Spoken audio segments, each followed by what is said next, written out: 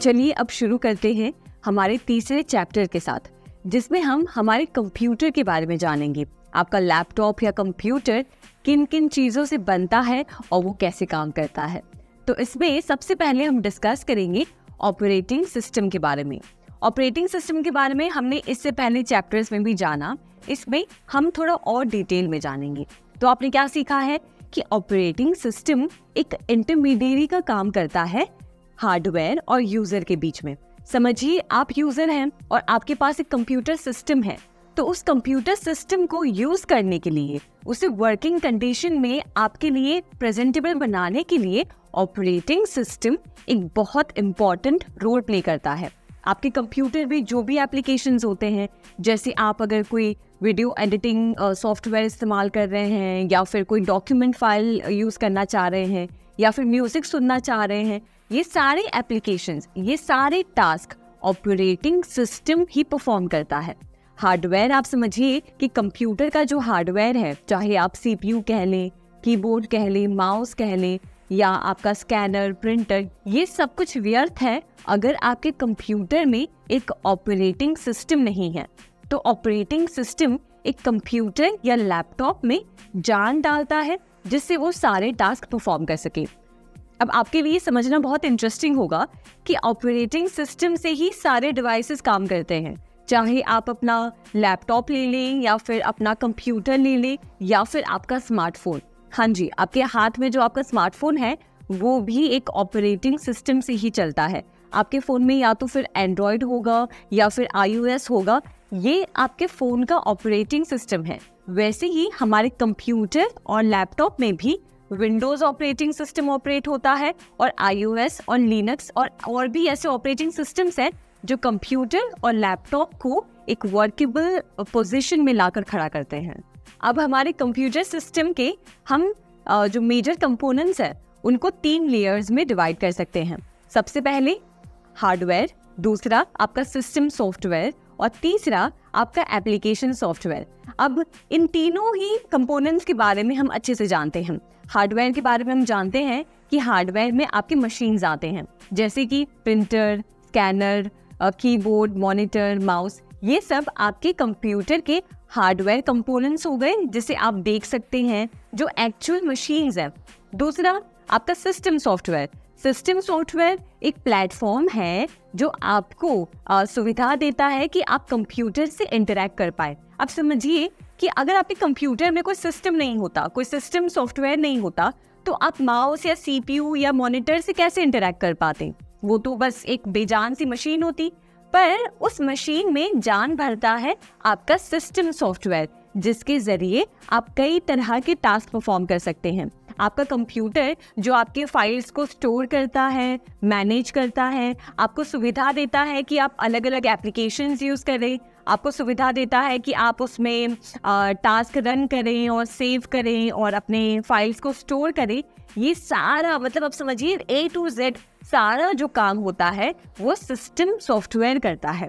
और तीसरा आ गया आपका एप्लीकेशन सॉफ्टवेयर। एप्लीकेशन सॉफ्टवेयर आपके सिस्टम सॉफ्टवेयर के अंदर होता है, जो बहुत सारे मल्टीपल टास्क परफॉर्म करने की सुविधा देता है। जैसे कि अगर आपको अपने कंप्यूटर में कोई ड्राइंग बनानी है, पेंटिंग करनी है, तो उसके लिए आप एक अलग एप्लीकेशन सॉफ्टवेयर यूज़ करते हैं। समझिए अगर आपको कोई म्यूज़िक सुनना है, तो उसके लिए आप एक अलग एप्लीकेशन सॉफ्टवेयर यूज़ करते हैं। अगर आपको कोई डॉक्यूमेंट लिखना है, तो उसके लिए आप अलग एप्लीकेशन सॉफ्टवेयर यूज़ करते हैं। तो इस तरह से कई तरह के आपके कंप्यूटर में एप्लीकेशन सॉफ्टवेयर्स होते हैं, जिनका कार्य अलग अलग होता है, और वो आपको अलाउ करते हैं कि आप मल्टीपल टास्क एक साथ परफॉर्म कर सकें। तो ये तीनों जो कंपोनेंट्स हैं, इनको मिला के हमारा पूरा कंप्यूटर सिस्टम बन के तैयार होता है। अब जानते हैं कि ऑपरेटिंग सिस्टम के मेन फंक्शंस क्या हैं, यानी कि वो मेन काम क्या करते हैं। तो सबसे पहला है रिसोर्स मैनेजमेंट। अब रिसोर्स मैनेजमेंट में आपका ऑपरेटिंग सिस्टम क्या करता है कि वो सारे रिसोर्सेज को मैनेज करता है। जैसे कि सबसे पहले आपके प्रोग्राम्स को मैनेज करना, यानी कि प्रोग्राम्स की एग्जीक्यूशन को रन करना, कि कब कौन सा प्रोग्राम प्ले होगा, कब किस वक्त किस प्रोग्राम को स्टॉप करना है और किसी दूसरे प्रोग्राम को रन करना है। ये सारा एग्जीक्यूशन आपका ऑपरेटिंग सिस्टम करता है। फिर बाद में जो भी प्रोग्राम्स आप अपने कंप्यूटर में रन कर रहे हैं उसको एक मेमोरी लोकेट करना, वो काम आपका ऑपरेटिंग सिस्टम करता है। तो जैसे कोई भी प्रोग्राम आप अपने कंप्यूटर में रन कर रहे होते हैं तो ऑपरेटिंग सिस्टम ये काम करता है कि वो उस प्रोग्राम को स्टोर करके रखता है एक मेमोरी में, और जब उस प्रोग्राम को स्टोर करने की जरूरत नहीं होती है, यानी कि आपने जब उस प्रोग्राम को यूज कर लिया है, तो वो उसे वापस किसी और प्रोग्राम में डीअलोकेट कर देता है, यानी कि उसे वर्चुअली मैनेज करता है, जिससे सारे प्रोग्राम्स एक साथ मल्टीटास्किंग कर सकें। फिर वैसे ही अगर समझिए आप अपने कंप्यूटर में कोई प्रोग्राम रन कर रहे हैं तो उसे मेमोरी एलोकेशन करने का काम आपका ऑपरेटिंग सिस्टम करता है, जिससे क्या होता है कि करंटली जो प्रोग्राम रन हो रहा है उसे वो स्टोर करता है, और आप अगर कोई और नया प्रोग्राम ओपन करते हैं तो उसे भी अपने मेमोरी में स्टोर करता है, जिससे आप एक साथ मल्टीटास्किंग कर सकते हैं, यानी कि एक प्रोग्राम से दूसरे प्रोग्राम के बीच में स्मूथली और आसानी से स्विच कर सकते हैं। फिर बाद में ऑपरेटिंग सिस्टम जो सबसे इम्पोर्टेंट काम करता है वो है फाइल मैनेजमेंट, यानी कि आपके कंप्यूटर या लैपटॉप में बहुत सारे फाइल्स स्टोर आप करते हैं, ठीक है, तो उसे कैसे सेफली स्टोर करना है, कैसे उसे मैनेज करना है। जैसे कि आप अपना लैपटॉप जब ओपन करते हैं तो कोई भी फाइल को सर्च करते हैं तो कैसे उसे आपके सामने लाकर प्रेजेंट करना है, ये सारा काम फाइल मैनेजमेंट का, उसकी सिक्योरिटी का काम ऑपरेटिंग सिस्टम करता है। तो इसी तरह से मेमोरी एलोकेट करना, आपके फाइल्स को मैनेज करना, आपके फाइल्स को सेफली स्टोर करना, ये सारा काम इनपुट आउटपुट डिवाइसेस की मदद से एक ऑपरेटिंग सिस्टम करता है, जिससे कि आप अपने कंप्यूटर में सारे टास्क इजीली परफॉर्म कर सके और स्मूथली परफॉर्म कर सके और आपको कोई भी दिक्कत ना हो। और अगर कंप्यूटर में कोई एरर भी आता है, अगर आपका कंप्यूटर क्रैश हो जाता है या कोई दिक्कत आ जाती है, तो उसे भी मैनेज ऑपरेटिंग सिस्टम ही करता है। अब दूसरा जो सबसे इम्पोर्टेंट फंक्शन जो आपका ऑपरेटिंग सिस्टम परफॉर्म करता है वो है कि आपको यानी कि यूजर को एक इंटरफेस प्रोवाइड करना। इंटरफेस यानी कि जब आप अपना कंप्यूटर या लैपटॉप ऑन करते हैं तो सबसे पहले आप क्या देखते हैं, एक आपके सामने स्क्रीन नजर आती है जिसमें छोटे छोटे आइकन्स होते हैं, टास्क बार होते हैं, मेन्यू होता है और वॉलपेपर होता है, जिसके जरिए आप अलग अलग टास्क परफॉर्म करते हैं। कि अगर आपको फाइल्स में जाना है तो आप फाइल्स वाला आइकन क्लिक करते हैं, अगर आपको कोई सेटिंग्स चेंज करनी है कंप्यूटर में तो कंप्यूटर की सेटिंग्स में जाकर आप उसे ऑपरेट करते हैं। तो आपके सामने ये जो प्लेटफॉर्म प्रोवाइड करने का जिससे आप अपने कंप्यूटर को यूज़ कर सकते हैं, ये सारा काम ऑपरेटिंग सिस्टम करता है। अब तीसरा और सबसे इम्पॉर्टेंट फंक्शन जो आपका ऑपरेटिंग सिस्टम परफॉर्म करता है वो है प्रोग्राम एग्जीक्यूशन, यानी कि जब आप अपने कंप्यूटर में कोई भी प्रोग्राम को रन करते हैं तो उसे स्केड्यूल करना, यानी कि वो कब रन होगा और कब उसे स्टॉप करना है, वो काम करना।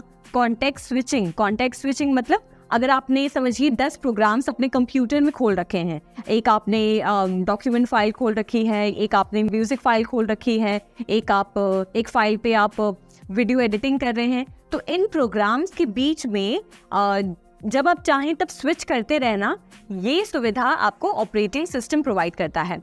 तीसरा हो गया मेमोरी एलोकेट करना, जैसे कि हमने पहले देखा कि कौन सी मेमोरी कब स्टोर करनी है और कौन से प्रोग्राम्स को रन करना है, ये सारा काम आपका ऑपरेटिंग सिस्टम करता है।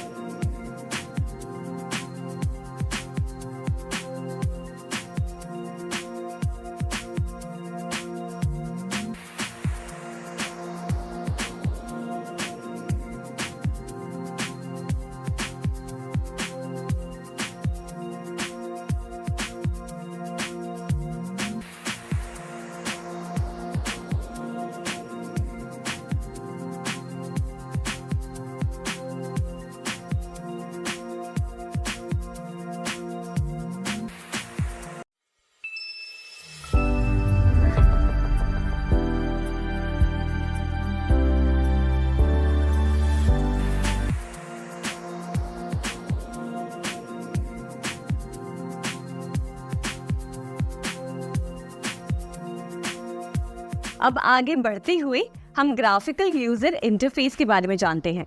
ग्राफिकल यूजर इंटरफेस के बारे में आपको कुछ ना कुछ तो पता ही होगा। तो ग्राफिकल यूजर इंटरफेस आसान शब्दों में वो चीजें हैं जो आपको कंप्यूटर स्क्रीन पर दिखाई देती हैं। जैसे कि अगर आपको कोई फोल्डर बंद करना है तो ऊपर जो राइट साइड क्रॉस का जो साइन आता है वो हो गया कि विंडो को बंद करने का एक ग्राफिक, यानी कि ग्राफिकल यूजर इंटरफेस। जैसे समझिए आपको कोई फाइल ओपन करनी है, तो फाइल ओपन करने के लिए आप कहाँ जाएंगे, आप एक आइकन पे जाएंगे जिसकी इमेज एक फाइल की तरह होगी, तो उस पर आप क्लिक करेंगे तो आपका फाइल ओपन होगा, तो वो हो गया फाइल का ग्राफिक्स। वैसे ही अगर आपको कोई सेटिंग्स करनी है आपके लैपटॉप या कंप्यूटर में, तो आप सेटिंग्स वाले आइकन पे क्लिक करेंगे और आपकी सेटिंग्स ओपन हो जाएगी, तो वो हो गया आपके सेटिंग्स का एक ग्राफिक।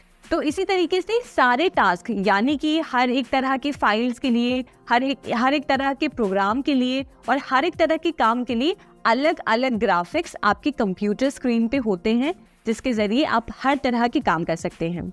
अब GUI के यानी कि ग्राफिकल यूजर इंटरफेस के कुछ मेन कंपोनेंट्स हैं। सबसे पहले आइकन्स तो आप अपनी कंप्यूटर स्क्रीन पे सबसे पहले देखते हैं, जो अलग अलग प्रोग्राम्स को रिप्रेजेंट करते हैं। जैसे म्यूजिक का आइकन, फाइल फोल्डर का आइकन, वीडियो एडिटिंग सॉफ्टवेयर का आइकन, या फिर कोई माइक्रोसॉफ्ट वर्ड का आइकन। ये सब अलग अलग प्रोग्राम या फाइल्स को रिप्रेजेंट करते हुए अलग अलग ग्राफिक्स हैं, जिसे कहते हैं आइकन्स।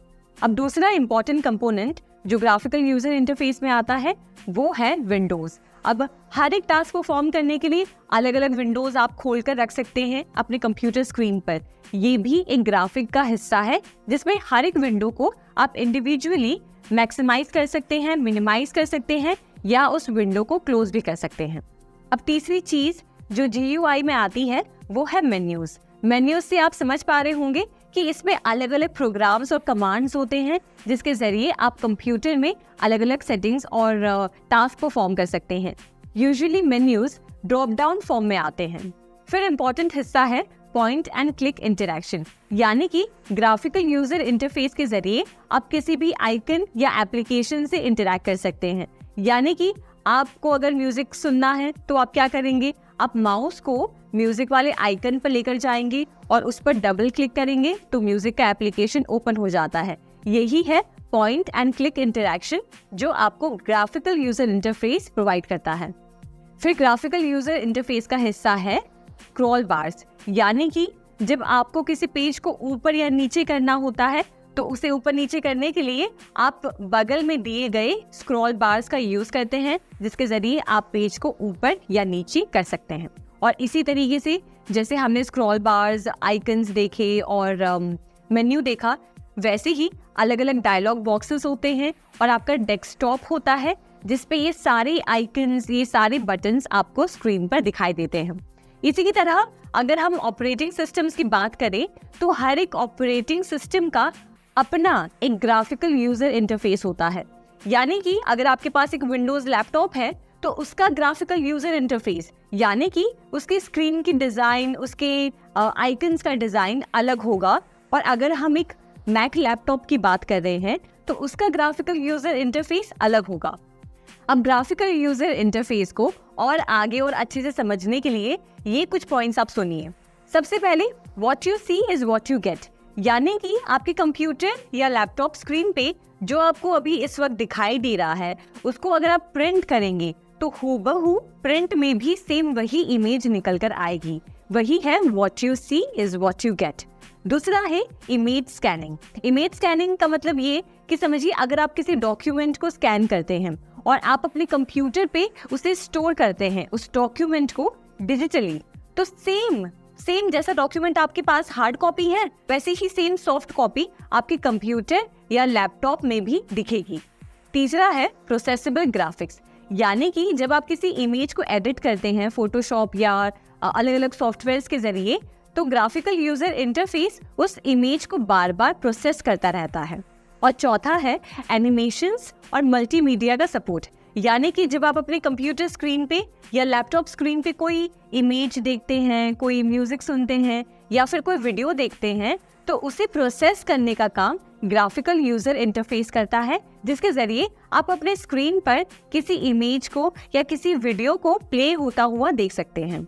और लास्ट में है दिव्यांग लोगों के लिए प्रावधान।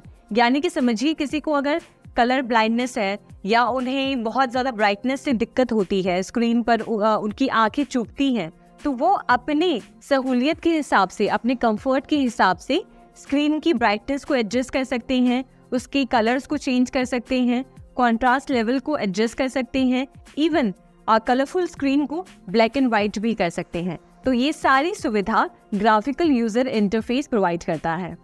आप जानते हैं ग्राफिकल यूजर इंटरफेस के लाभ।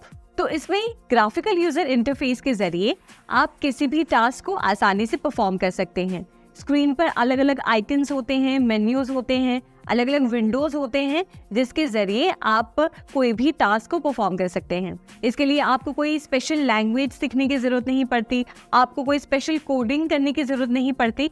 आप बस कुछ दिन अगर कंप्यूटर से फेमिलियर हो जाते हैं, कुछ दिन अगर आप स्क्रीन को यूज़ करना शुरू करते हैं, तो आपको आसानी से ये अंदाज़ा लग जाता है कि किसी भी टास्क को परफॉर्म करने के लिए आपको क्या करना है। जैसे किसी फाइल को ओपन करना है तो उसे डबल क्लिक करना है, किसी फाइल को अगर डिलीट करना है तो उसके लिए हम क्या करेंगे, अगर किसी विंडो को क्लोज करना है तो कैंसिल वाले साइन पे क्लिक करना है। तो ये सारी चीज़ें ग्राफिकल यूज़र इंटरफेस के ज़रिए ईजी हो जाती हैं और हम कंप्यूटर से एक बहुत ही ईजी कम्युनिकेशन कर पाते हैं। अब जैसे अगर समझिए आप अगर विंडोज़ लैपटॉप यूज़ करते हैं या विंडोज़ सिस्टम पे काम कर रहे हैं, तो धीरे धीरे आप इतने ज़्यादा हैबिचुएट हो जाते हैं कि उसके बाद अगर आपको किसी और सॉफ्टवेयर पे, अगर आपको किसी और ऑपरेटिंग सिस्टम पे भी काम करना है, तो उसे सीखने में आपको ज़्यादा दिक्कत नहीं होती है।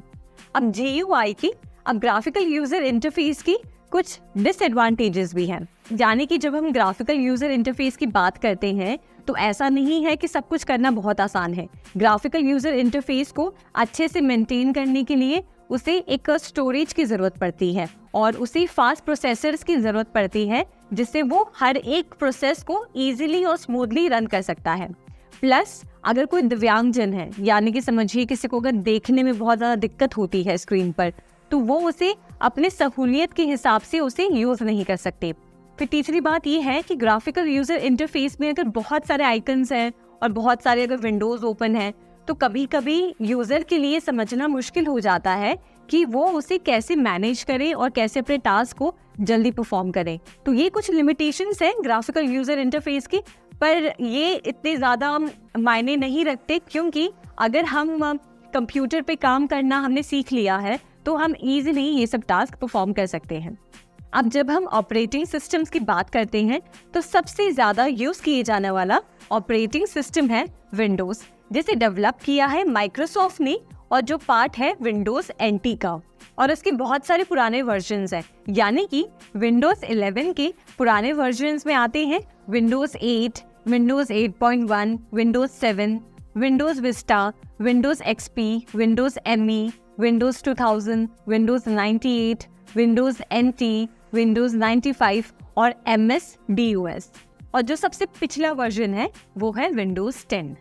तो अभी तक हमने ग्राफिकल यूज़र इंटरफेस के बारे में सीखा, जिसमें यूज़र को कंप्यूटर के ज़रिए एक इंटरफेस मिलता है जिससे वो कंप्यूटर को यूज़ कर सकता है।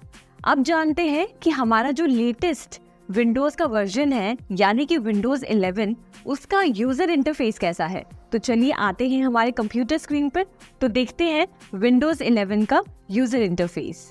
इससे पहले कि हम स्क्रीन पे जाएं, आपको बता दूं कि कंप्यूटर को बूट करने का मतलब क्या है।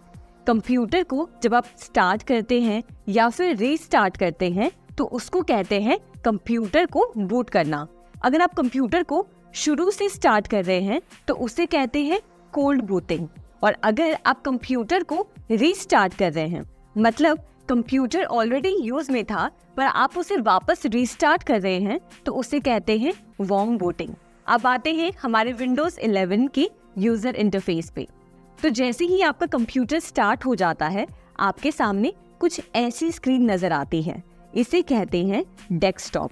डेस्कटॉप पे आप देखेंगे कि पीछे बैकग्राउंड में एक इमेज होती है, इस पर बहुत सारे आइकन्स होते हैं।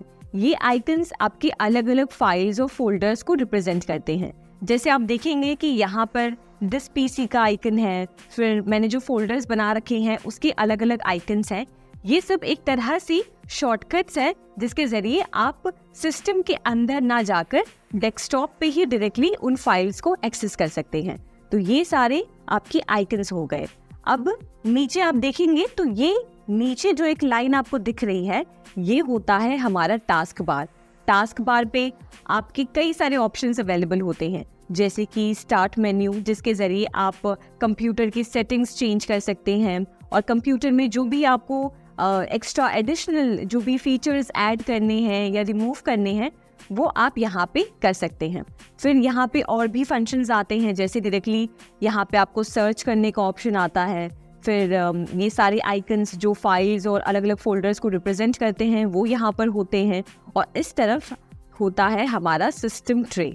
अब सबसे अच्छी बात ये है कि डेस्कटॉप पे आप चाहें तो जितना चाहे उतने चेंजेस कर सकते हैं। आप इन सब आइकन्स को कहीं पे भी मूव कर सकते हैं। जैसे मैं आपको दिखाती हूँ, समझिए मुझे इस दिस पीसी के आइकन को कहीं और मूव करना है तो मैं बस माउस से क्लिक करके इसे ड्रैग करके कहीं पे भी डेस्कटॉप पे मूव कर सकती हूँ।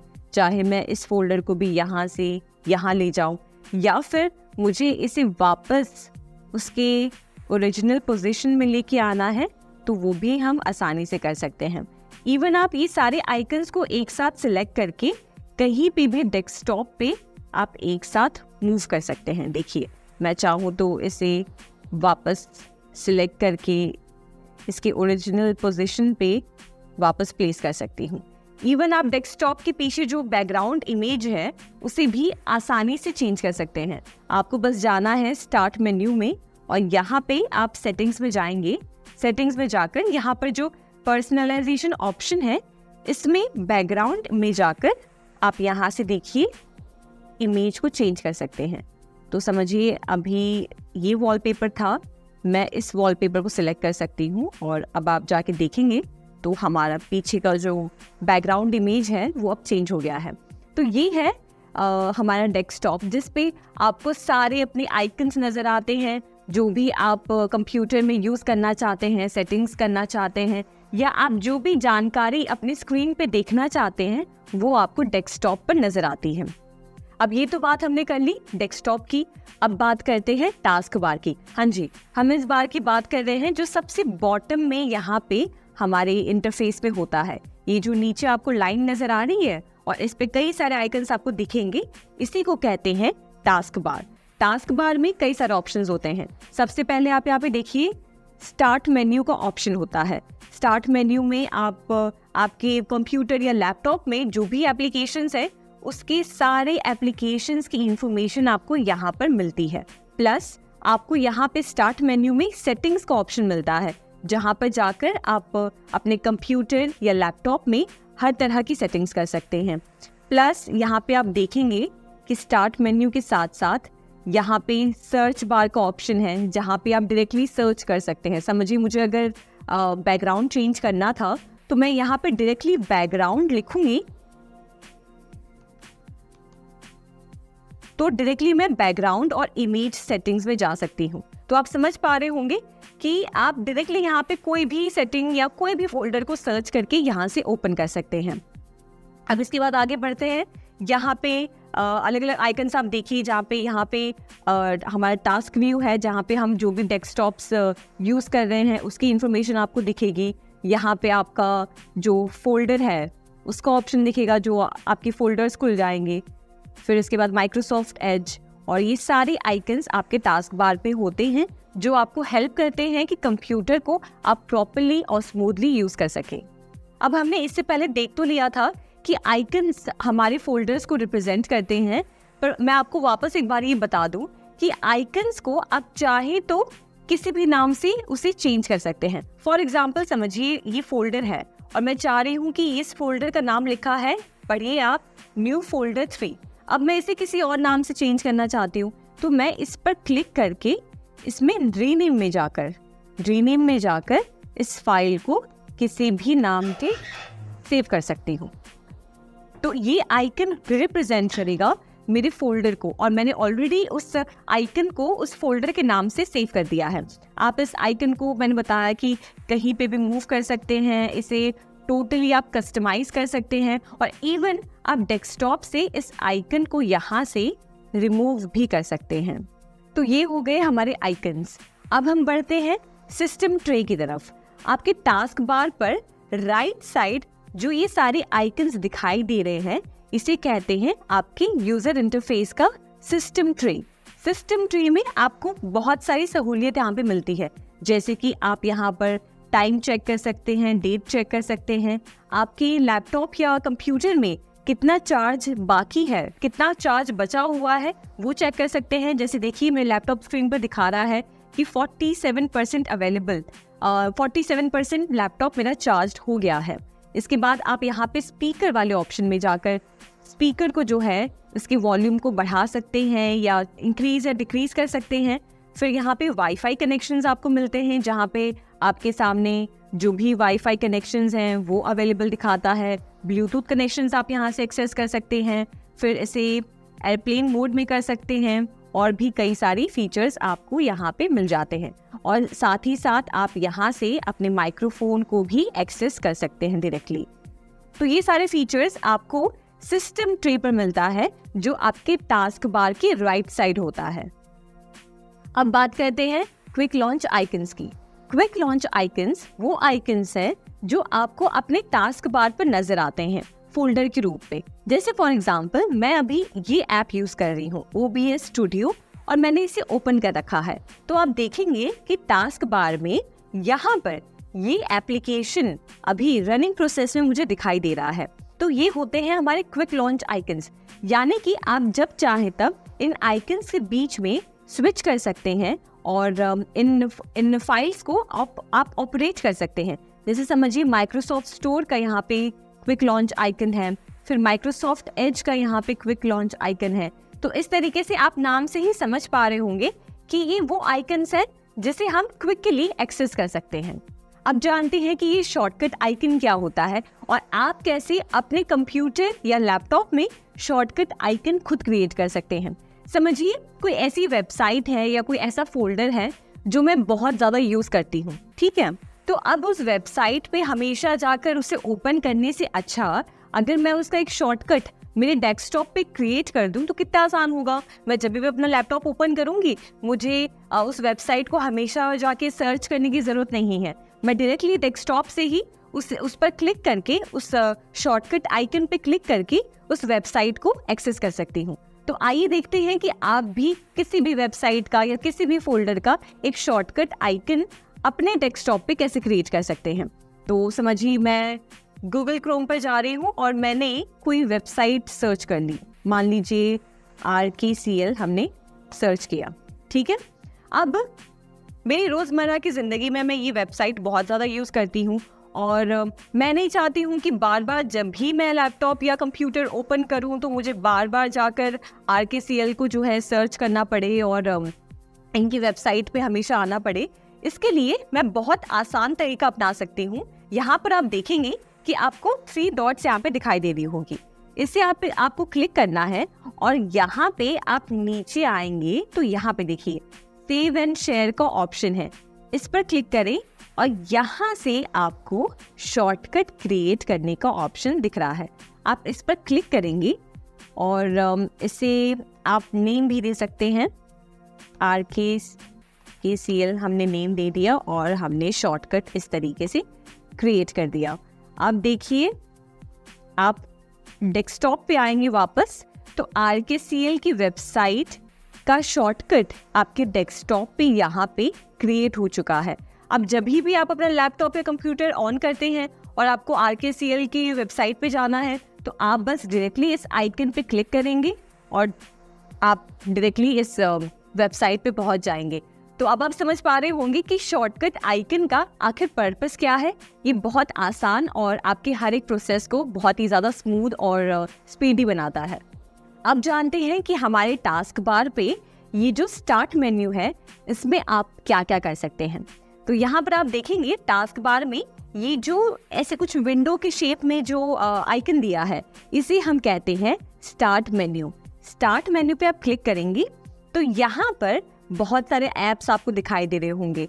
नीचे की तरफ आप देखिए तो आपको अपना अकाउंट नजर आएगा, यानी कि आपका जो अकाउंट इस कंप्यूटर या लैपटॉप में लॉग्ड इन है उसकी इंफॉर्मेशन आपको यहाँ पे नजर आएगी। और जब आप इस अकाउंट पे क्लिक करेंगे तो यहाँ पे आपको ऑप्शन मिलेगा कि आप अकाउंट की कोई भी सेटिंग्स में चेंज कर सकते हैं, या फिर आप अकाउंट को लॉक कर सकते हैं, या फिर अकाउंट से साइन आउट कर सकते हैं। यानी कि अगर आपको अकाउंट लॉग आउट करना है और कोई और अकाउंट से आपको लॉग इन करना है तो वो आप यहाँ से कर सकते हैं। अब यहाँ पे राइट साइड आप स्टार्ट मेन्यू में देखें तो यहाँ पे जो आइकन नजर आ रहा है, इस आइकन पे आप क्लिक करेंगे तो इस पे क्लिक करने पे आप देखेंगे कि यहाँ पे कंप्यूटर या लैपटॉप को अलग अलग मोड में स्विच करने के ऑप्शंस हैं। जैसे कि अगर आप अपने लैपटॉप को स्लीप मोड में डालना चाह रहे हैं तो वो आप यहाँ से कर सकते हैं। अपने लैपटॉप को अपडेट पे रखना चाहते हैं और फिर उसे शट डाउन करना चाहते हैं तो वो ऑप्शन आप यहाँ से आप कर सकते हैं। फिर डायरेक्टली शट डाउन करने का ऑप्शन है, फिर अपडेट एंड रिस्टार्ट का ऑप्शन है, और फिर लैपटॉप या कंप्यूटर को रिस्टार्ट करने का ऑप्शन है। जो हमने इससे पहले बात की थी, आपको याद होगा कि एक कंप्यूटर को बूट करने का मतलब ये होता है कि जब हम कंप्यूटर को स्टार्ट करते हैं या रीस्टार्ट करते हैं।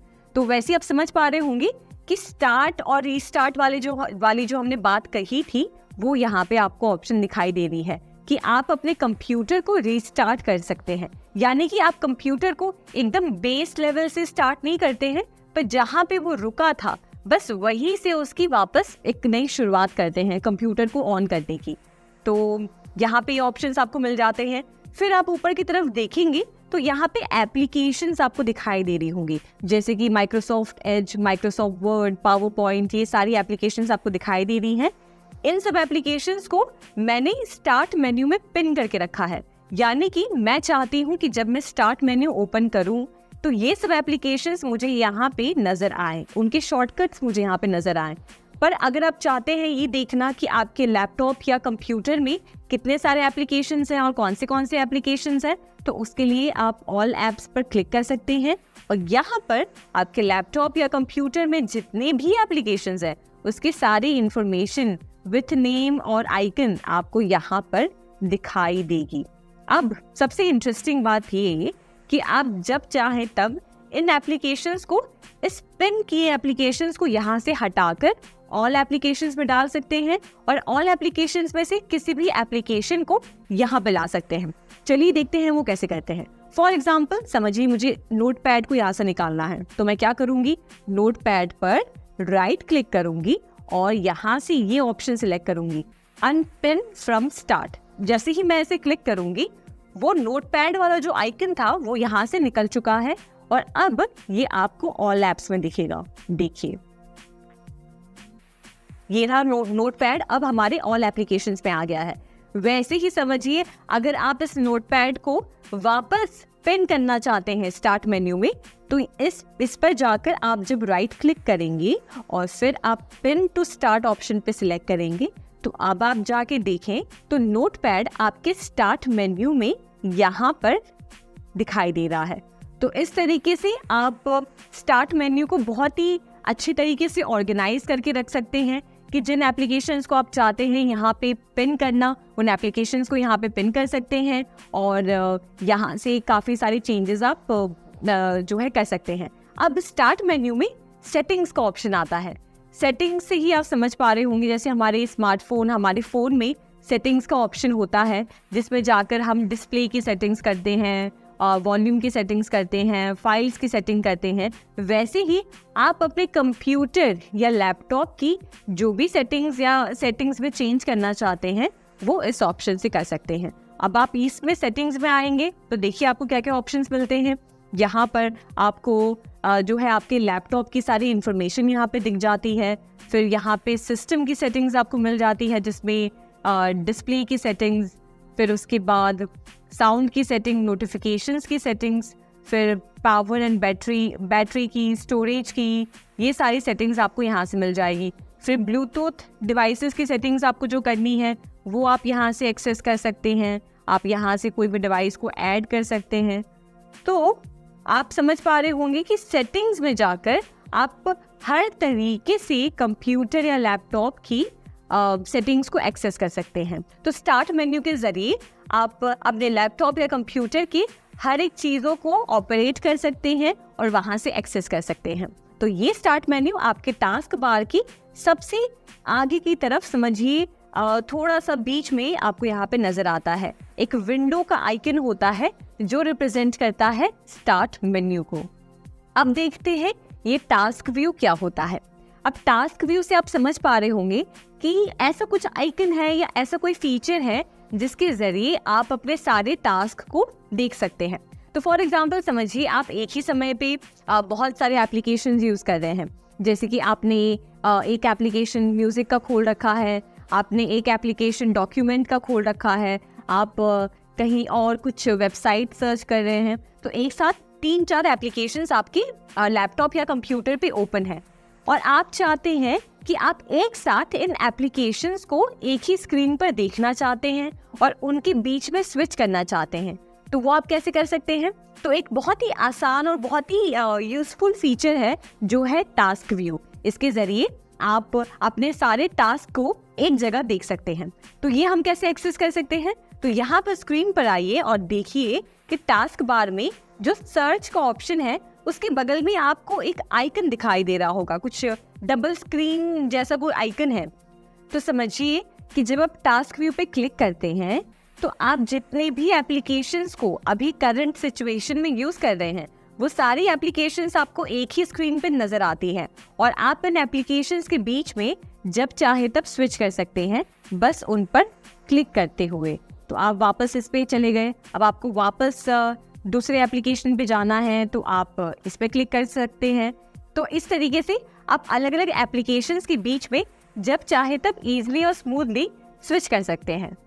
अब जानते हैं कि मल्टीपल डेस्कटॉप्स आखिर होते क्या है। तो मल्टीपल डेस्कटॉप्स आपके टास्क व्यू ऑप्शन में ही आता है, जिसके जरिए आप एक साथ अब मल्टीपल डेस्कटॉप्स यूज कर सकते हैं। यानी कि समझिए कि आप अपने ऑफिस में बैठे हैं और आप ऑफिस का काम कुछ कर रहे हैं, साथ ही साथ आप अपना भी कोई पर्सनल काम करना चाहते हैं और आप ये भी नहीं चाहते कि एक ही डेस्कटॉप पे आपका ऑफिस का काम और आपके घर का काम दोनों एक जगह मिक्स हो जाए और एक ब्लंडर बन जाए। तो उसके लिए आप टास्क व्यू का यूज करके अलग अलग डेस्कटॉप पे स्विच कर सकते हैं। वो कैसे कर सकते हैं, आइए देखते हैं। तो आप टास्क व्यू पे यहाँ पे जब क्लिक करेंगे तो देखिए आपको ऑप्शन नजर आ रहा है न्यू डेस्कटॉप ऐड करने का। जब आप इस पे क्लिक करेंगे तो एक नया डेस्कटॉप ऐड हो जाएगा और अब आप इसमें जो चाहे वो ओपन कर सकते हैं और फिर आप अलग अलग डेस्कटॉप के बीच में एक ही समय पे स्विच कर सकते हैं। जैसे ये मेरा ऑफिस वाला डेस्कटॉप हो गया जिस पर मैं ऑफिस का काम कर रही हूँ और फिर मैं चाहती हूँ कि मैंने जो घर के लिए डेस्कटॉप ओपन किया था उस पर मुझे स्विच करना है, तो मैं घर वाले डेस्कटॉप पे स्विच कर सकती हूँ। इस तरीके से हम अलग अलग टास्क या अलग अलग नेचर ऑफ टास्क को डिवाइड कर सकते हैं अलग अलग डेस्कटॉप को ओपन करके। अब जानते हैं माइक्रोसॉफ्ट एज के बारे में। जैसे आप अपने फ़ोन या लैपटॉप या कंप्यूटर पर कुछ भी सर्च करने के लिए एक कॉमन ब्राउज़र कौन सा यूज़ करते हैं, गूगल क्रोम, राइट? वैसे ही गूगल क्रोम की तरह माइक्रोसॉफ्ट एज है जिसे डेवलप किया है माइक्रोसॉफ्ट ने।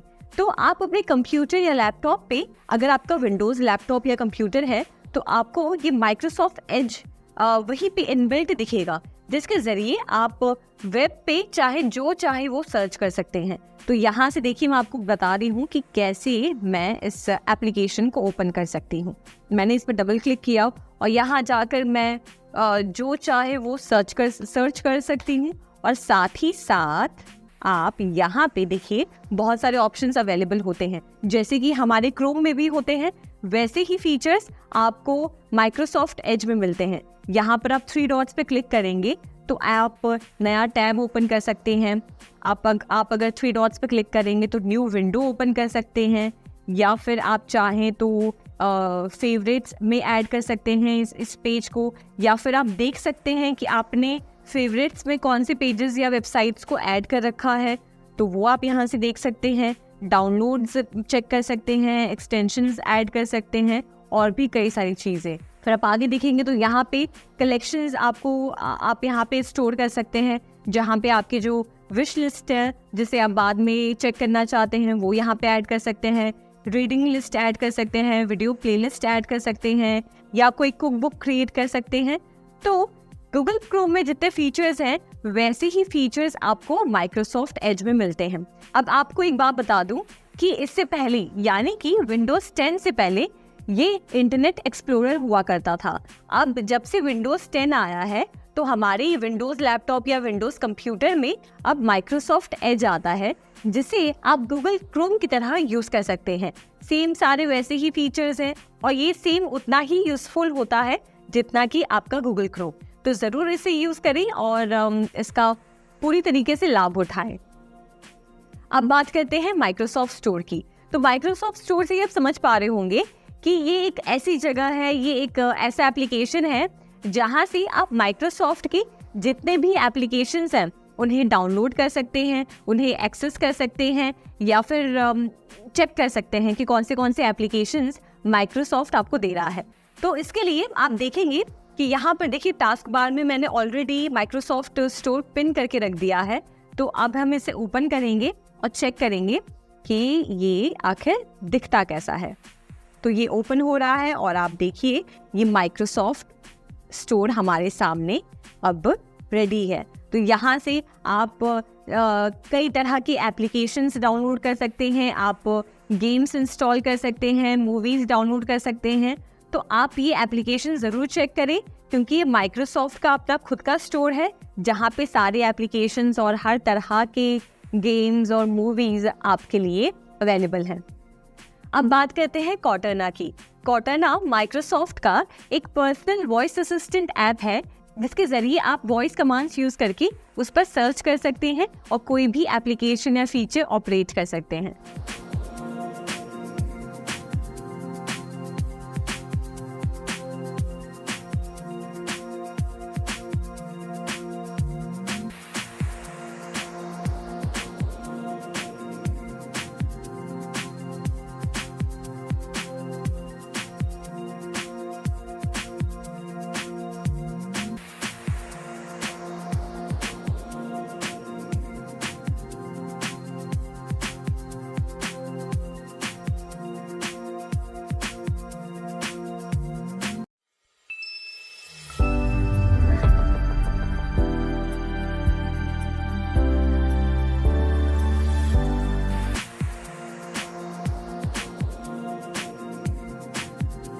तो अब बात करते हैं विंडोज 11 के कुछ ऐसे एप्लीकेशंस और यूटिलिटीज प्रोग्राम के बारे में जो आपको अपने टास्क परफॉर्म करने में हेल्प करते हैं या कोई भी सेटिंग्स को रन करने में इजी बनाते हैं। तो सबसे पहले बात करते हैं कैलकुलेटर की।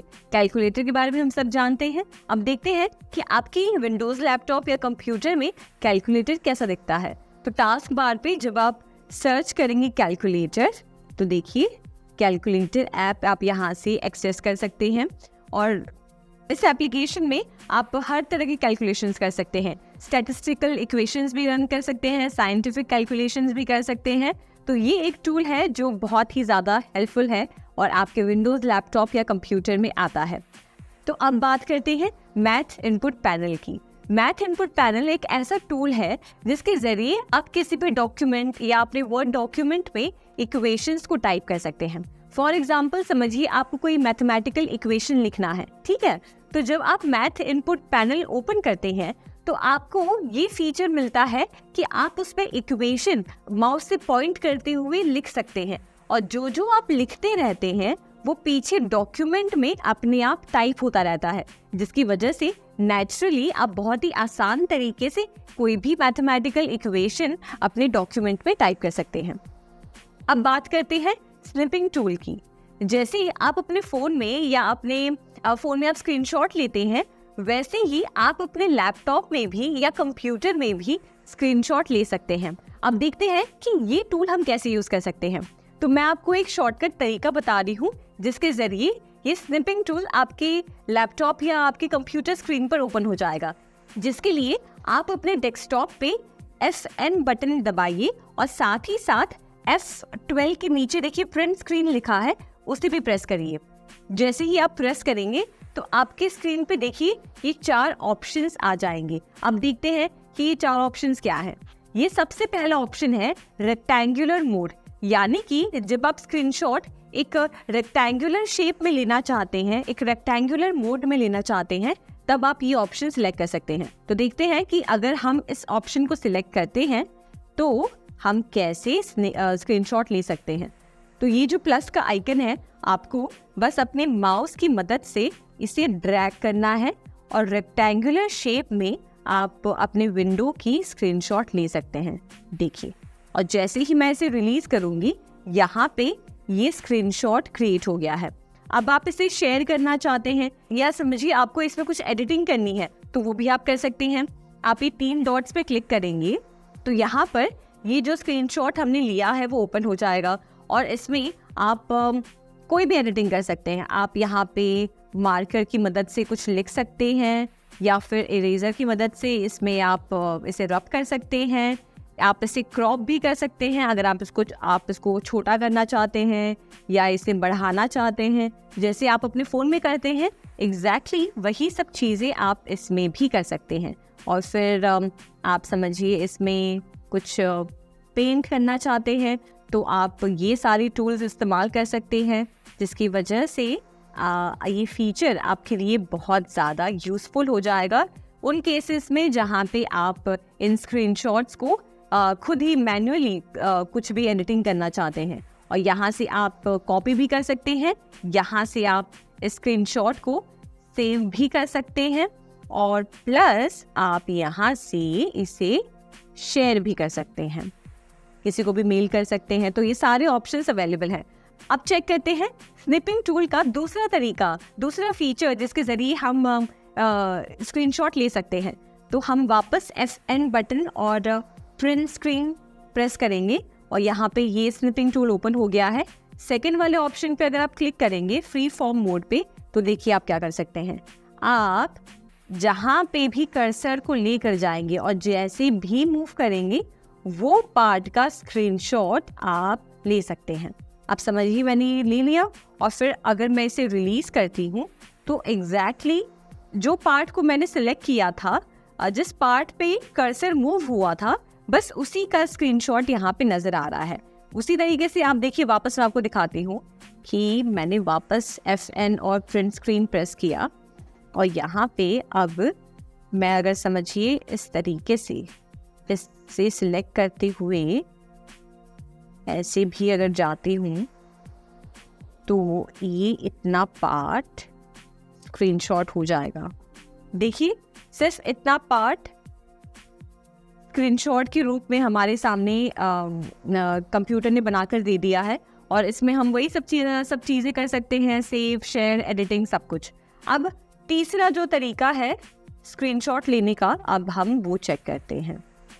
अब इसी तरीके से हमारा तीसरा तरीका जिससे हम स्क्रीनशॉट ले सकते हैं वो है विंडो मोड, जिसके ज़रिए आप इस पर क्लिक करेंगे तो पूरे विंडो की आप स्क्रीनशॉट इस तरीके से ले सकते हैं।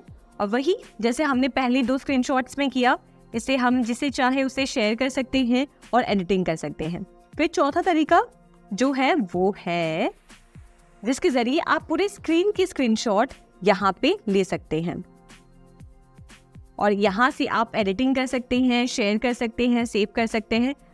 हर तरह की चीज़ें आप यहाँ से स्क्रीनशॉट से कर सकते हैं। तो ये थे हमारे स्निपिंग टूल्स जिसके ज़रिए आप हर तरह के स्क्रीनशॉट्स अपने लैपटॉप स्क्रीन या अपने कंप्यूटर में ले सकते हैं।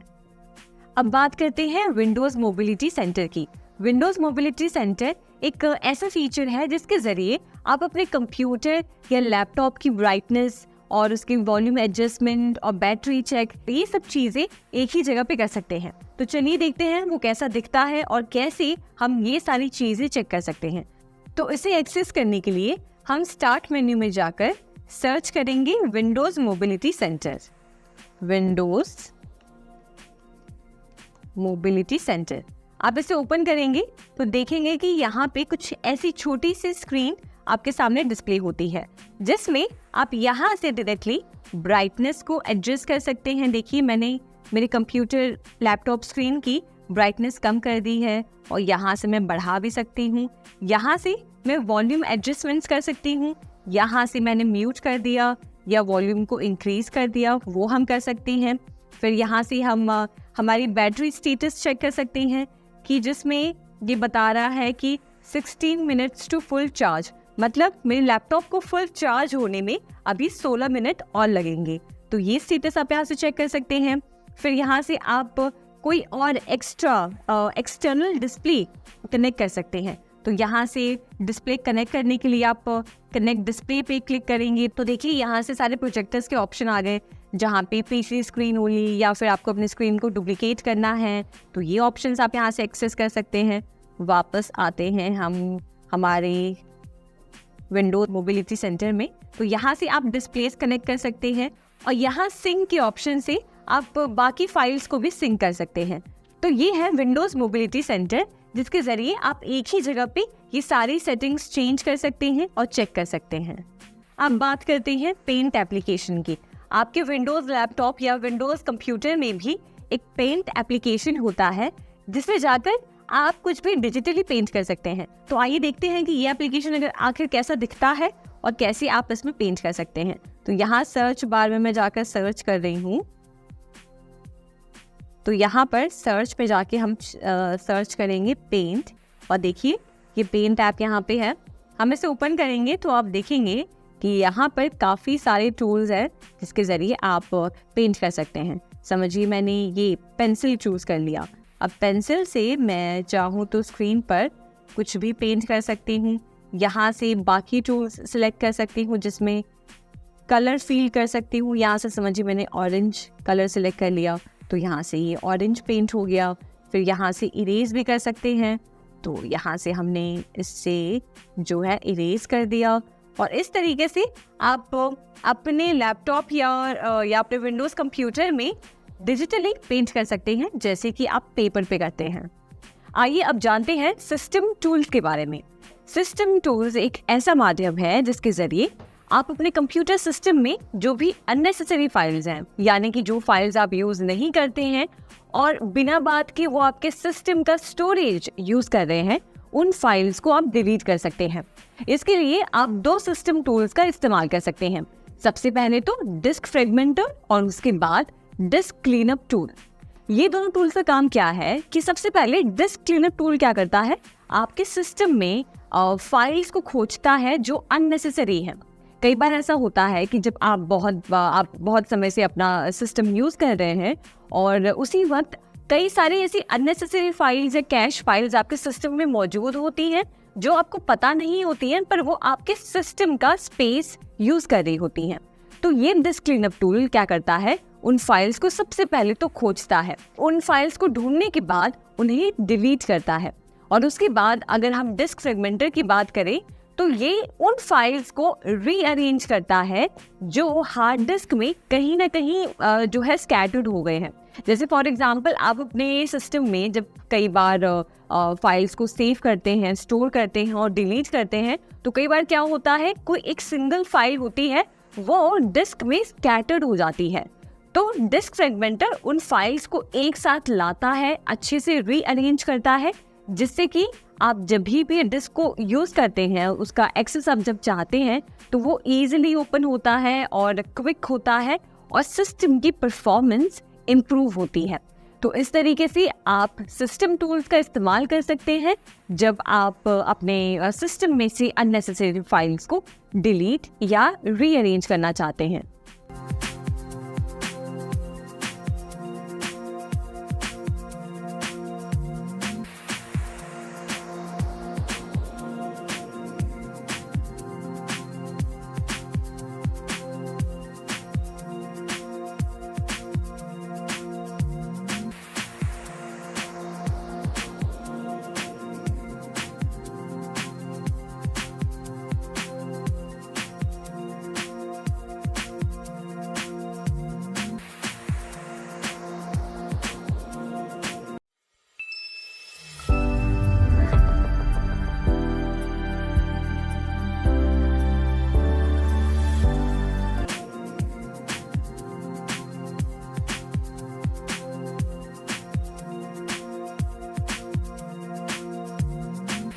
अब आगे बढ़ते हुए चलिए जानते हैं कि किसी एप्लीकेशन को आप कैसे स्टार्ट करते हैं।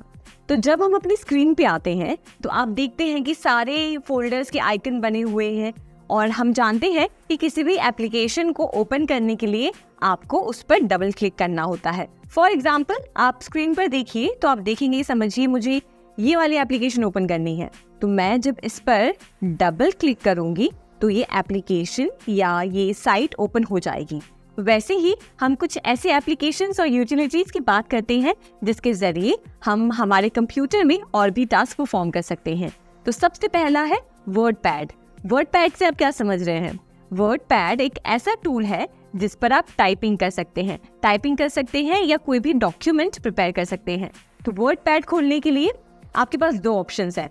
पहले तो या तो आप सर्च बार में जाकर, टास्क बार में जो सर्च बार है वहां पर जाकर आप वर्डपैड टाइप करके वर्डपैड ऐप को ओपन कर सकते हैं और यहाँ पे आप अपने डॉक्यूमेंट को टाइप कर सकते हैं या कोई भी नोट्स बना सकते हैं। अब दूसरा तरीका वर्डपैड ओपन करने का है कि आप अपने डेस्कटॉप पे विंडोज की +R दबाएंगे तो एक विंडो ओपन हो जाती है जिसमें आप यहाँ पे जो एप्लीकेशन चाहें उस एप्लीकेशन का नाम टाइप कर सकते हैं। जैसे हम यहाँ पे सर्च कर रहे हैं वर्डपैड और उसके बाद हम जब यहाँ पे ओके पर क्लिक करते हैं तो ये वर्डपैड खुलकर आपके सामने तैयार हो जाएगा। अब आपको एक बात बताती हूँ कि वर्डपैड एप्लीकेशन विंडोज 95 के बाद जो भी वर्जन्स आए हैं उन सब में अवेलेबल है, तो आप इसका ज़रूर इस्तेमाल करें क्योंकि ये बहुत ही यूज़फुल एप्लीकेशन है जिसमें आप टाइपिंग कर सकते हैं, नोट्स बना सकते हैं और डॉक्यूमेंट्स बना सकते हैं। अब हमारे दूसरे यूटिलिटी ऐप की बात करते हैं जो है माइक्रोसॉफ्ट पेंट। अब माइक्रोसॉफ्ट पेंट हम जानते हैं कि पेंटिंग के लिए यूज़ होता है, तो हम वापस एक बार चेक कर लेते हैं कि हम कैसे इस एप्लीकेशन को ओपन कर सकते हैं। आप यहाँ पे टास्क बार में जाकर सर्च करेंगे पेंट, तो देखिए ये पेंट एप्लीकेशन यहाँ पे नज़र आ रही है। आप इस पे डबल क्लिक करें और ये पेंट एप्लीकेशन आपके सामने ओपन हो गया है। अब बात करते हैं टाइपिंग प्रैक्टिस की। अब आप लैपटॉप या कंप्यूटर अब शायद यूज़ करना शुरू कर रहे हैं या ऑलरेडी आप यूज़ कर रहे हैं। आप जानते हैं कि हम जब टाइप कर रहे होते हैं डेस्कटॉप पे तो हमारे जितने भी ये 10 फिंगर्स हैं, ये 10 फिंगर्स कुछ ना कुछ काम कर रहे होते हैं। जैसे कि मेनली हमारे जो फिंगर्स हैं वो हमारे होम बटन्स पे होते हैं, यानी कि ASDF और JKL, मतलब हमारा एक हाथ के फिंगर्स ASDF पे होते हैं और दूसरे हाथ के फिंगर्स JKL पे होते हैं। अब स्पेशली हम अपने थंब की बात करें तो हमारा थंब हमेशा स्पेस बार के ऊपर होता है। स्पेस बार को हम हमेशा दबाए नहीं रखते हैं, पर उस पर लाइटली एक बहुत ही लाइट प्रेशर बना के हम हमारे थंब को उसके ऊपर प्लेस करते हैं और हम थंब से स्पेस बार को प्रेस करते हैं और साथ ही साथ थंब से हम हमारे विंडोज की को प्रेस करते हैं। अगर हम विंडोज लैपटॉप यूज़ कर रहे हैं और अगर हम एप्पल लैपटॉप यूज़ कर रहे हैं तो एप्पल पर कमांड बटन को यूज़ करने के लिए हम थंब का यूज़ करते हैं। बाकी जो भी हम वर्ड्स टाइप करते हैं उसके लिए हम बाकी फिंगर्स का यूज़ करते हैं। तो इस तरीके से आप टाइपिंग की प्रैक्टिस करें और देखें कि टाइपिंग की प्रैक्टिस आप कैसे इंक्रीज कर सकते हैं, उसे और एफिशिएंट बना सकते हैं, तो आपको एकदम धीरे धीरे टाइपिंग की आदत हो जाएगी।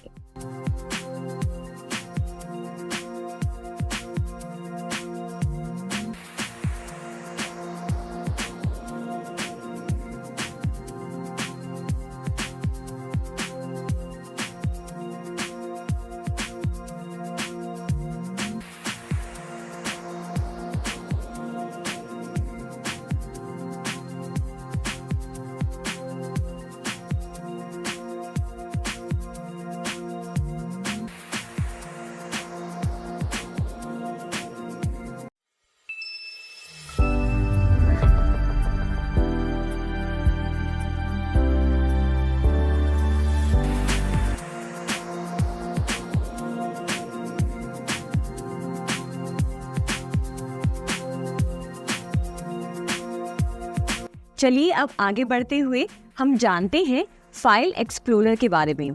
फाइल एक्सप्लोरर में आपकी सारी फाइल स्टोर होती हैं। तो आइए देखते हैं कि ये फाइल एक्सप्लोरर आपके कंप्यूटर पे या लैपटॉप पे कहाँ पर होता है और आप कैसे अपने फाइल्स को ऑर्गेनाइज कर सकते हैं।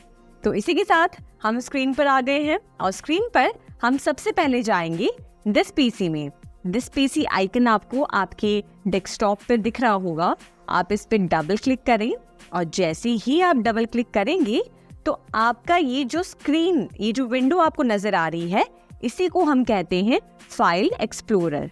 इसका मतलब है कि ये वो जगह है जहाँ पे आपके सारे फाइल्स आपको दिखाई देते हैं, कि आपके कंप्यूटर या लैपटॉप में टोटल जितने भी फाइल्स हैं वो यहाँ पे आपको डिस्प्ले में दिखाई देंगे।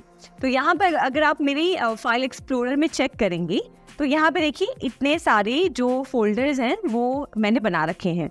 जैसे आप डेस्कटॉप पे देख सकते हैं कि डेस्कटॉप पे कौन से फाइल्स या फोल्डर्स बने हुए हैं, वैसे डॉक्यूमेंट का एक फोल्डर है, तो डॉक्यूमेंट्स में कितने सारे मेरी फाइल्स आप चेक करिए। उसके बाद अगर आप डाउनलोड्स में देखेंगे तो डाउनलोड्स में कितने फाइल्स हैं ये आप चेक कर सकते हैं।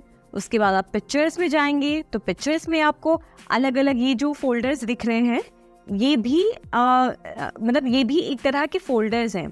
जैसे समझिए कि पिक्चर्स जो हमारा फोल्डर है, जो ये जो लेफ्ट पैनल है, इस पे जो पिक्चर्स फोल्डर है वो हमारा मेन फोल्डर है। अब उसके अंदर अगर मुझे छोटे छोटे फोल्डर्स बनाने हैं तो वो भी मैं बना सकती हूँ। जैसे मैंने पिक्चर्स में यही किया है, मैंने पिक्चर्स में Acer, camera roll, Nitro, saved pictures, screenshots, इनकी अलग अलग सब फोल्डर्स क्रिएट किए हैं। जिससे क्या होगा कि मैं एक फोल्डर के अंदर बहुत सारे अलग फोल्डर्स बना सकती हूँ और उन फोल्डर्स के अंदर अलग अलग फाइल्स को प्रॉपर्ली ऑर्गेनाइज कर सकती हूँ, जिससे कि मुझे उन फाइल्स को ढूंढने में कोई दिक्कत ना हो और वो प्रॉपर्ली जिन भी कैटेगरीज में उन्हें ऑर्गेनाइज रहना चाहिए वो रहें। तो ऐसे ही आप चेक करिए कि जैसे पिक्चर्स में कैमरा रोल की मैंने अलग फोल्डर बना रखी है, जो कि इसमें फ़ोटोज़ नहीं है, पर मैं इसमें कभी भी अलग से स्टोर कर सकती हूँ। तो वैसे ही आप आगे आएंगे तो म्यूज़िक की अलग से फोल्डर है। वीडियोज़ में आप देख सकते हैं कि देखिए वीडियोज़ में भी मैंने एक सब फोल्डर बना रखा है कैप्चर्स के नाम पे, और वैसे ही बाकी फाइल्स अलग से स्टोर्ड है। वैसे आप देखेंगे कि ये सारे फोल्डर्स मेरे लैपटॉप में अभी सेव्ड है। अब आपको दिखाई दे रहा होगा कि हर एक लैपटॉप के बगल में ये जो कुछ पिन वाला साइन है, ये पिन साइन क्या है, जैसे आपको दिख रहा होगा डेस्कटॉप पे, डॉक्यूमेंट्स पे, डाउनलोड्स पे, ये सब पिन साइन है। इसका मतलब ये है कि मैंने इन फोल्डर्स को पिन करके रखा है, जिससे कि जब भी मैं ये फाइल एक्सप्लोरर ओपन करूं तो मुझे सबसे ऊपर ये सारे फोल्डर्स दिखाई दे। आप समझ गए? और मैं इसको कभी भी चाहूँ तो इसको हटा सकती हूँ, पिन अनपिन कर सकती हूँ, और जब चाहूँ तब इन्हें वापस पिन कर सकती हूँ। वो करने के लिए आपको क्या करना होगा, आप कोई भी फोल्डर को सिलेक्ट कर सकते हैं। समझिए मैंने स्क्रीनशॉट सिलेक्ट किया और इस पे जाके मैंने राइट क्लिक किया। राइट क्लिक करने के बाद देखिए यहाँ पे तीसरा ऑप्शन है पिन टू क्विक एक्सेस। इस पे मैं क्लिक करूंगी तो ये स्क्रीनशॉट वाला जो फोल्डर है वो भी पिन हो जाएगा। अब मानिए कि मुझे स्क्रीनशॉट वाले को अनपिन करना है, इसे वापस हटाना है यहाँ से, तो मैं राइट क्लिक वापस करूंगी और तीसरे ऑप्शन पे वापस क्लिक करूंगी अनपिन फ्रॉम क्विक एक्सेस। तो इस तरीके से मैं इन फोल्डर्स को वापस अनपिन कर सकती हूँ। फोल्डर्स को पिन करने का पर्पस ये है कि आप क्विकली उसे एक्सेस कर पाएं। जैसे कि आप जब भी फाइल एक्सप्लोरर खोलें तो आपको जल्दी कोई फोल्डर ना ढूंढने की बजाय आपको तुरंत आपके सामने वो फोल्डर जो आपके लिए मेन इम्पॉर्टेंट है या आप बहुत ही फ्रीक्वेंटली यूज़ करते हैं वो सबसे ऊपर नजर आए। अगर आप मेरी स्क्रीन देखेंगे तो उसमें काफ़ी सारे फोल्डर्स पिन करके रखे हुए हैं, पर अगर आप इमेजिन करें कि मैं अगर इन सबको समझिए अभी अनपिन कर दूँ, ठीक है, तो मैं ये सारे फोल्डर्स को अभी अनपिन कर रही हूँ और आप देखिएगा कि ये कितना ज़्यादा यूज़फुल है। अब मैंने इनको अनपिन कर दिया तो ये क्विक एक्सेस में से निकल गए हैं ये सारे फोल्डर्स। तो ये आपने देखा कि कैसे हम कोई भी फोल्डर को पिन कर सकते हैं या अनपिन कर सकते हैं। अब यही आप लेफ्ट पैनल में अगर देखेंगे नीचे की तरफ एक दिस पीसी का आइकन है। दिस पीसी आइकन पे आप क्लिक करेंगे तो एक local disk C drive open होगी। ये एक ड्राइव है, ना कि एक फोल्डर है। तो लोकल डिस्क सी में आपके कंप्यूटर का सारा सिस्टम स्टोर होता है।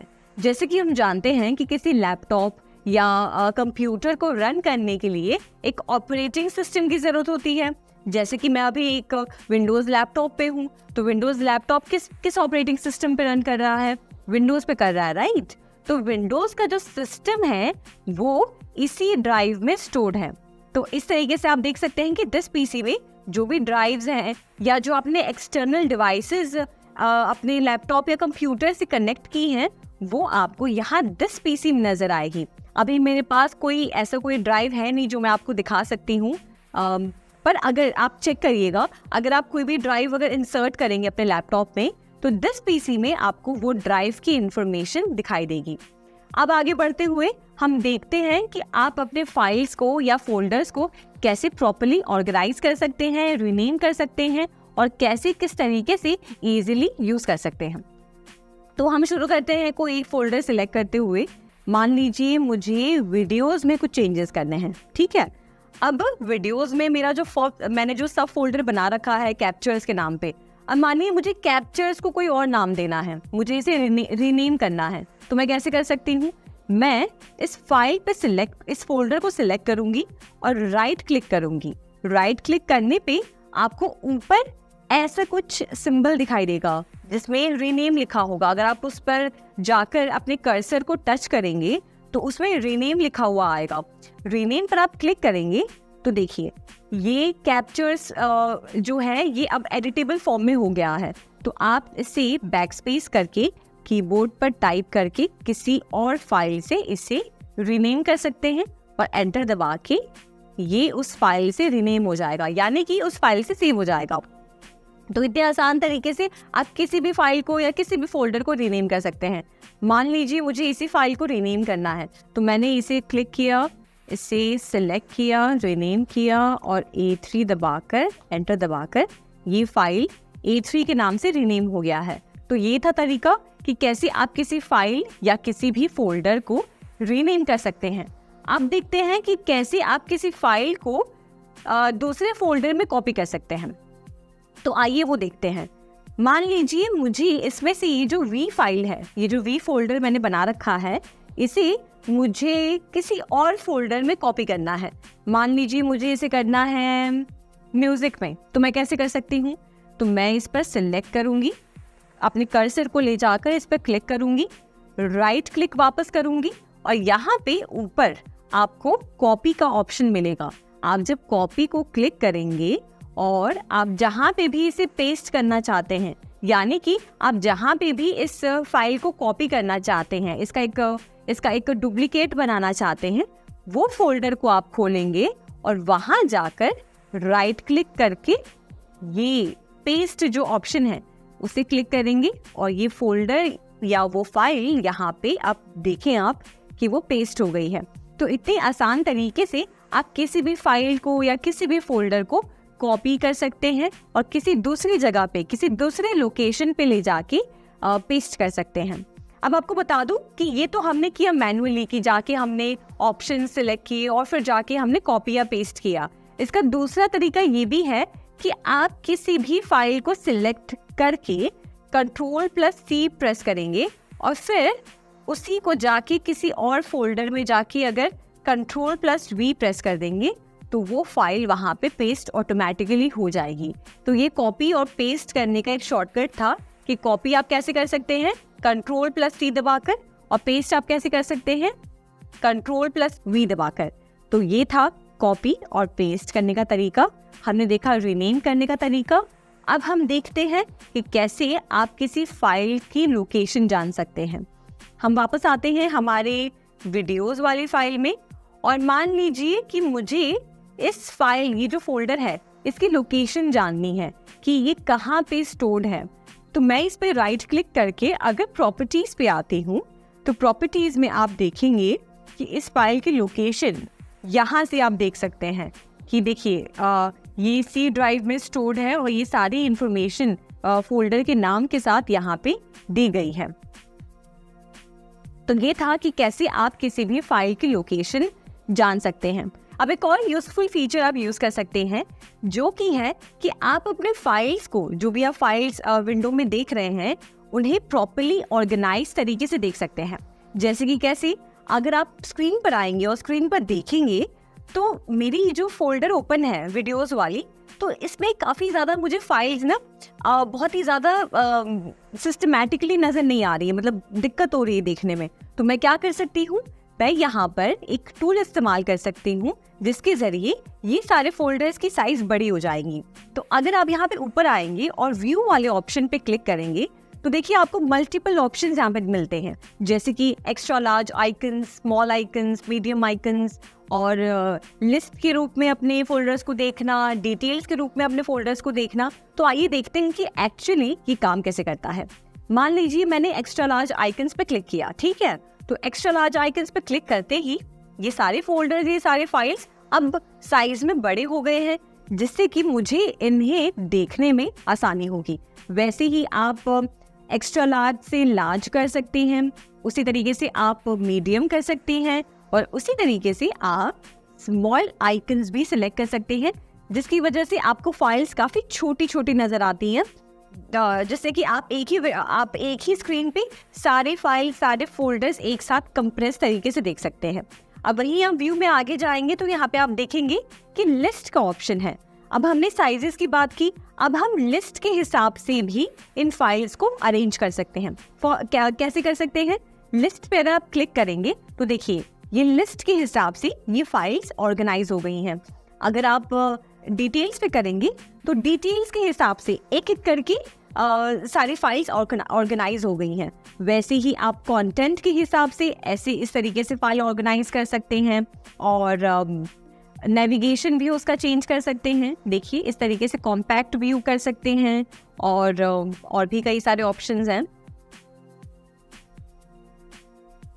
तो इस तरीके से आप किसी भी फोल्डर में जाकर फाइल्स को अपने सहूलियत के हिसाब से ऑर्गेनाइज कर सकते हैं।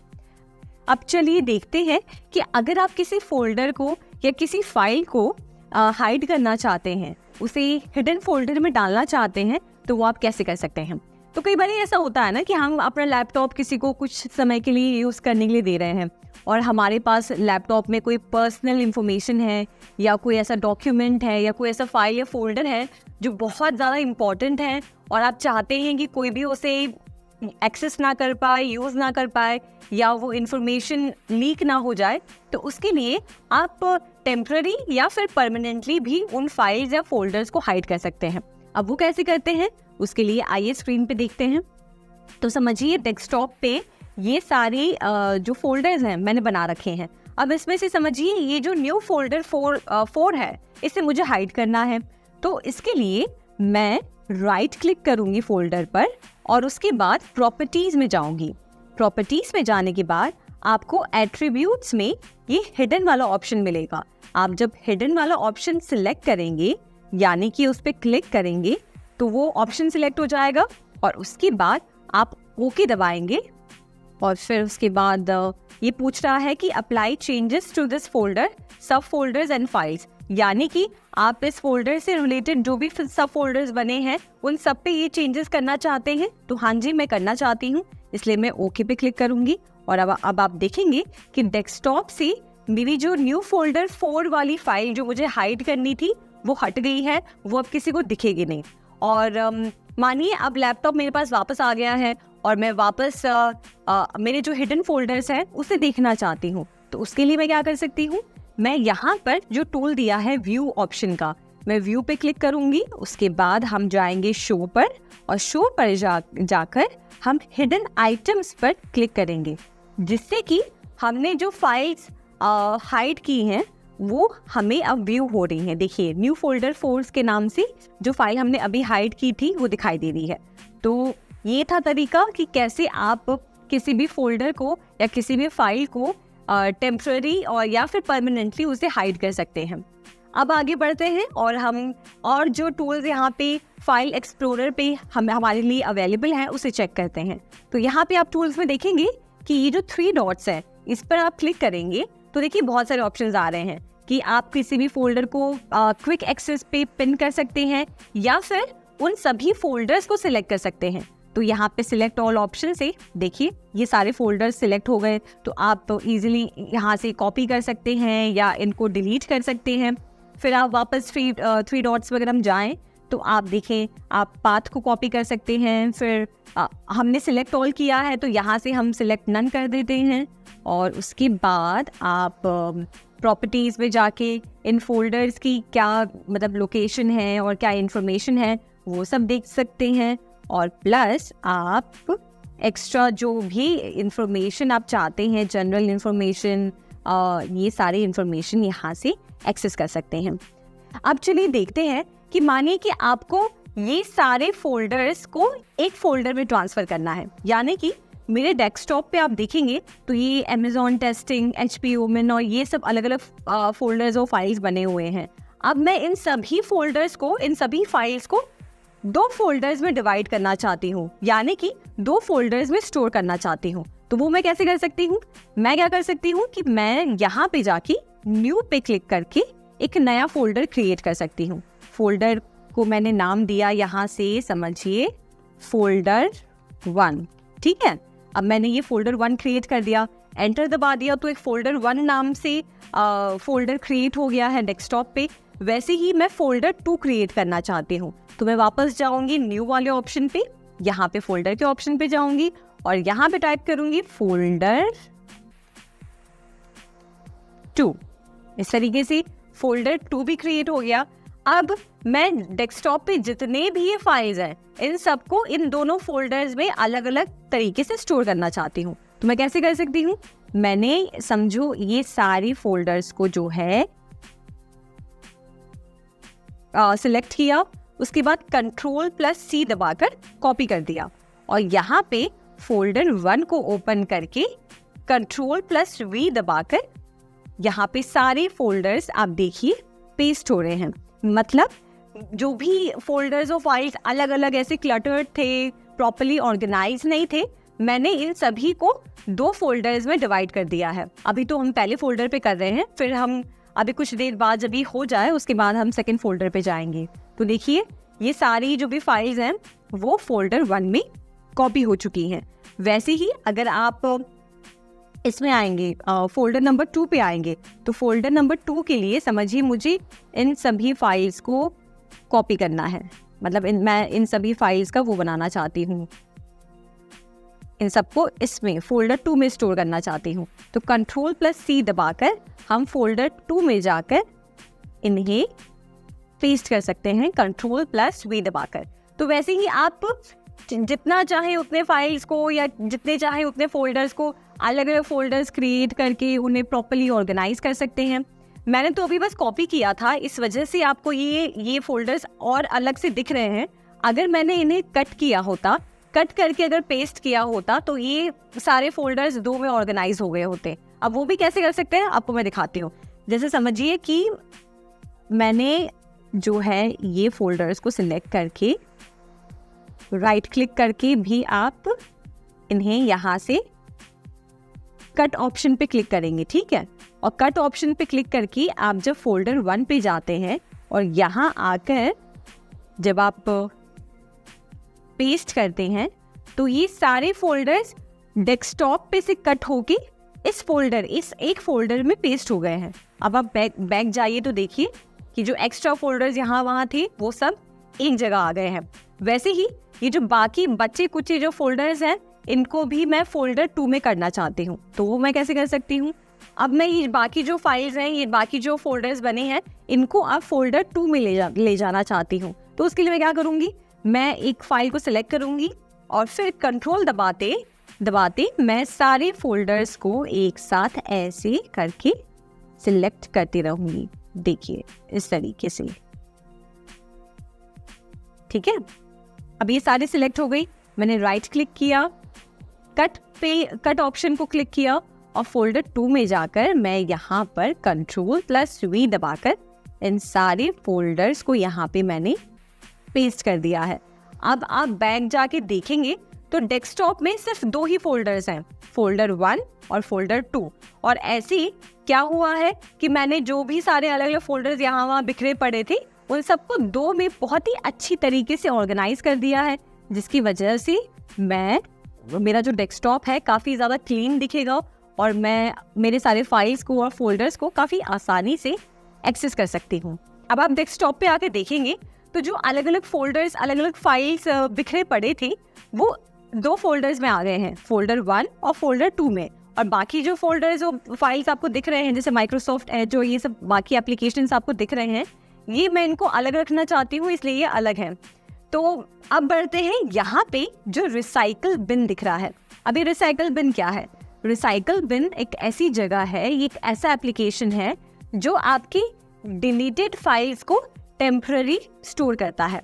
यानी कि समझिए आपने अपने फाइल एक्सप्लोरर में जाके कुछ फाइल्स को डिलीट किया है रिसेंटली, और आप चाहते हैं कि वो फाइल्स गलती से डिलीट हो गई हैं या आपने पर्पसली डिलीट की थी पर अब आप उसे वापस चाहते हैं अपने कंप्यूटर या अपने लैपटॉप में, तो आप रिसाइकल बिन से जाकर, यानी कि जो डस्टबिन है वहां से आप वापस निकाल कर उसे रिस्टोर कर सकते हैं। तो रिसाइकल बिन पर अगर आप क्लिक करेंगे तो आप देखेंगे कि मेरे रिसाइकल बिन में ये सारे फोल्डर्स या फाइल्स यहाँ पे हैं। अब मुझे इन फाइल्स की या इन फोल्डर्स की ज़रूरत नहीं है, तो मैं यहाँ से डायरेक्टली इन्हें एम्प्टी रिसाइकल बिन पे क्लिक करके इन्हें साथ ही साथ सारा एक साथ डिलीट कर सकती हूँ। या तो मैं चाहती हूँ कि ये जो भी डिलीट हुआ है वो वापस मेरे लैपटॉप में या कंप्यूटर में वापस स्टोर हो जाए, तो वो भी मैं कर सकती हूँ रिस्टोर ऑल आइटम्स पे क्लिक करके। या फिर मैं मैन्युअली इंडिविजुअली सिलेक्ट करके एक एक फाइल या एक एक फोल्डर को रिस्टोर करना चाहती हूँ, तो वो भी यहाँ से सिलेक्ट करके राइट क्लिक करके रिस्टोर कर सकती हूँ। तो ये था पर्पस कि कैसे आप रिसाइकल बिन से अपने डिलीटेड फाइल्स को वापस अपने कंप्यूटर या लैपटॉप में रिस्टोर कर सकते हैं। अब आगे बढ़ते हुए हम ये जानेंगे कि आप अपने विंडोज 11 में कैसे कोई फाइल या फोल्डर को पासवर्ड प्रोटेक्ट बना सकते हैं, यानी कि लॉक कर सकते हैं। जैसे कि हम अपना घर लॉक करते हैं ताकि कोई भी चोर हमारे घर के अंदर ना घुस जाए और हमारी चीज़ें चोरी ना कर ले, वैसे ही आप अपने लैपटॉप या कंप्यूटर में भी एक सॉफ्टवेयर अलग से इंस्टॉल कर सकते हैं, जिसके थ्रू आप अपने जो इम्पोर्टेंट या मान लीजिए कोई बहुत ही सीक्रेट कोई फोल्डर है उसे आप पासवर्ड प्रोटेक्ट बना सकते हैं। तो इसके लिए आपको अलग से एक ऐप इंस्टॉल करना होगा। आपके विंडोज़ 11 में ऐसा कोई सिस्टम नहीं आता है जिसके ज़रिए आप किसी फोल्डर या फाइल को लॉक कर सकते हैं। तो आइए सबसे पहले हम उस सॉफ्टवेयर को इंस्टॉल करते हैं हमारे सिस्टम पे।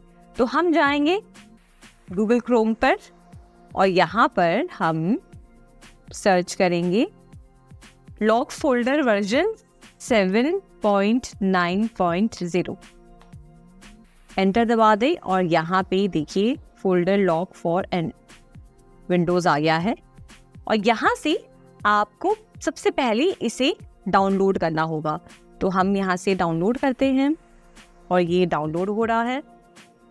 अब ये फोल्डर लॉक हमारा डाउनलोड हो गया है।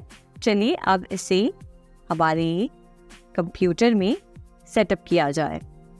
यहाँ पे do you want to allow this app to make changes to your devices? Yes. यहाँ से हम लैंग्वेज सेलेक्ट करेंगे और उसके बाद नेक्स्ट, आई अग्री, इंस्टॉल। और अब ये सॉफ्टवेयर आपके कंप्यूटर या आप जो भी सिस्टम पे यूज़ कर रहे हैं वहाँ पे ये इंस्टॉल हो रहा होगा।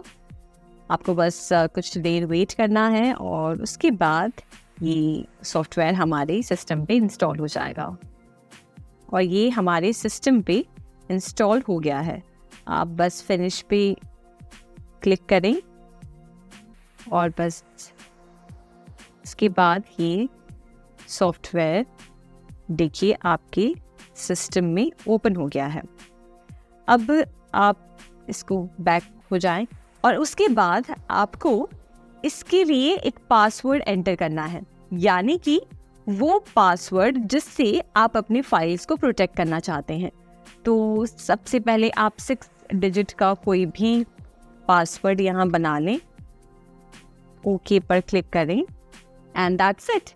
अब इसके बाद आप इस सॉफ्टवेयर को यूज़ कर सकते हैं अपने किसी फाइल या फोल्डर को इस सॉफ्टवेयर में स्टोर करने के लिए, हाइड करने के लिए।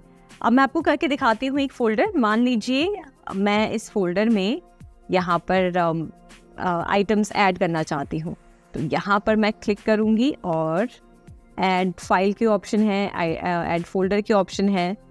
मैं फाइल करती हूँ और यहाँ पर देखिए हमारा कंप्यूटर सिस्टम में जो भी डेटा है वो ओपन हो गया है। आप कोई भी पिक्चर या कुछ भी सिलेक्ट करके, समझिए मैंने स्क्रीनशॉट सिलेक्ट किया, मैंने ये सिलेक्ट कर लिया और ये जो फाइल मैं लॉक करना चाहती थी वो यहाँ पर आ गया है। ठीक है, अब इस पे ये लॉक लग गया है। अगर आप चाहते हैं तो आप इस लॉक को हटा भी सकते हैं, और अगर आप चाहते हैं कि इस फोल्डर पे वापस से लॉक लग जाए तो आप यहाँ से ऑन और ऑफ कर सकते हैं। देखिए, जैसे अगर मैं प्रोटेक्शन ऑन पे करती हूँ तो यानी कि प्रोटेक्शन ऑन है। जैसे ही मैंने प्रोटेक्शन ऑफ किया वैसे ही ये जो फाइल है या जो पर्टिकुलर फोल्डर आपने इसमें डाल रखा है वो उसका पासवर्ड ऑफ हो जाएगा, यानी कि वो अनलॉक हो जाएगा। अब देखिए, एक बात है इसमें कि आप जो भी फाइल या फोल्डर इसमें लॉक करेंगे वो आपके मेन फाइल्स में नहीं नज़र आएगा। मान लीजिए अगर मैं वापस इस वाले फोल्डर को लॉक करती हूँ, ठीक है, तो हम एक और तरीका ये कर सकते हैं कि इस फाइल को ड्रैग करके यहाँ ले आइए ऐप में और यहाँ रिलीज कर दीजिए। देखिए, अब ये यहाँ पे लॉक हो गया है। अब आप ये देख सकते हैं कि मैंने ये फाइल यहाँ पे लॉक कर रखी है। तो अगर आप अपने मेन फोल्डर में जाएंगे तो वहाँ पर आपको ये फाइल नज़र नहीं आएगी। जैसे देखिए, वो दोनों फाइल्स जो मैंने लॉक की हैं, जो सॉफ्टवेयर में हैं, वो यहाँ पे नज़र नहीं आ रही हैं। लेट्स सी मैं इसको भी लॉक करना चाहती हूँ। मैंने इसे लिया, यहाँ से ड्रैग एंड ड्रॉप किया और ये भी मैंने लॉक कर दिया। अब वापस जाके देखते हैं कि क्या हमारी ये प्रोटेक्टेड फाइल वहाँ पे नज़र आ रही है। तो देखिए, वो फाइल नज़र नहीं आ रही है। वैसे ही आप किसी भी फाइल या फोल्डर के साथ ऐसे कर सकते हैं, यहाँ पे ड्रैग एंड ड्रॉप कर सकते हैं और फिर वो फाइल या फोल्डर आपके मेन फोल्डर्स में नज़र नहीं आएगा। अब एक यहाँ पे जानने वाली बात है कि अगर आप इसमें से कोई भी फाइल या फोल्डर को अनलॉक करना चाहते हैं तो बहुत ईजिली उसे कर सकते हैं। आपको बस यहाँ से इसे ऑफ करना है, इस पे सिलेक्ट करके प्रोटेक्शन ऑफ कर देना है। तो ये फाइल फोल्डर आपके ये प्रोटेक्टेड फाइल में से निकल गया। फिर वापस आप जाकर यहाँ से सिलेक्ट करके प्रोटेक्शन ऑफ कर सकते हैं और इसी तरीके से आप जब चाहे तब कोई भी फाइल या फोल्डर को लॉक कर सकते हैं एंड अनलॉक कर सकते हैं। और भी इसमें ऑप्शंस हैं, जैसे आप किसी फाइल को अगर एनक्रिप्ट करना चाहते हैं तो वो यहाँ से कर सकते हैं, या फिर अगर आप प्रोटेक्टेड फाइल्स को USB में ट्रांसफ़र करना चाहते हैं तो वो आप कर सकते हैं। पासवर्ड वॉलेट्स बना सकते हैं, फाइल्स को श्रेड कर सकते हैं या फिर हिस्ट्री को क्लीन कर सकते हैं। तो ये सॉफ्टवेयर आपके कंप्यूटर या आपके लैपटॉप के लिए बहुत यूज़फुल है। अगर आपके सिस्टम पे कोई ऐसी फाइल्स हैं जो आप चाहते हैं कि आपके अलावा कोई और उसे देख ना पाए, कोई और उसे एक्सेस ना कर पाए और किसी गलत के हाथों वो फाइल्स ना पहुँचे, उसके लिए आप ये सॉफ्टवेयर अपने कंप्यूटर में इंस्टॉल करें।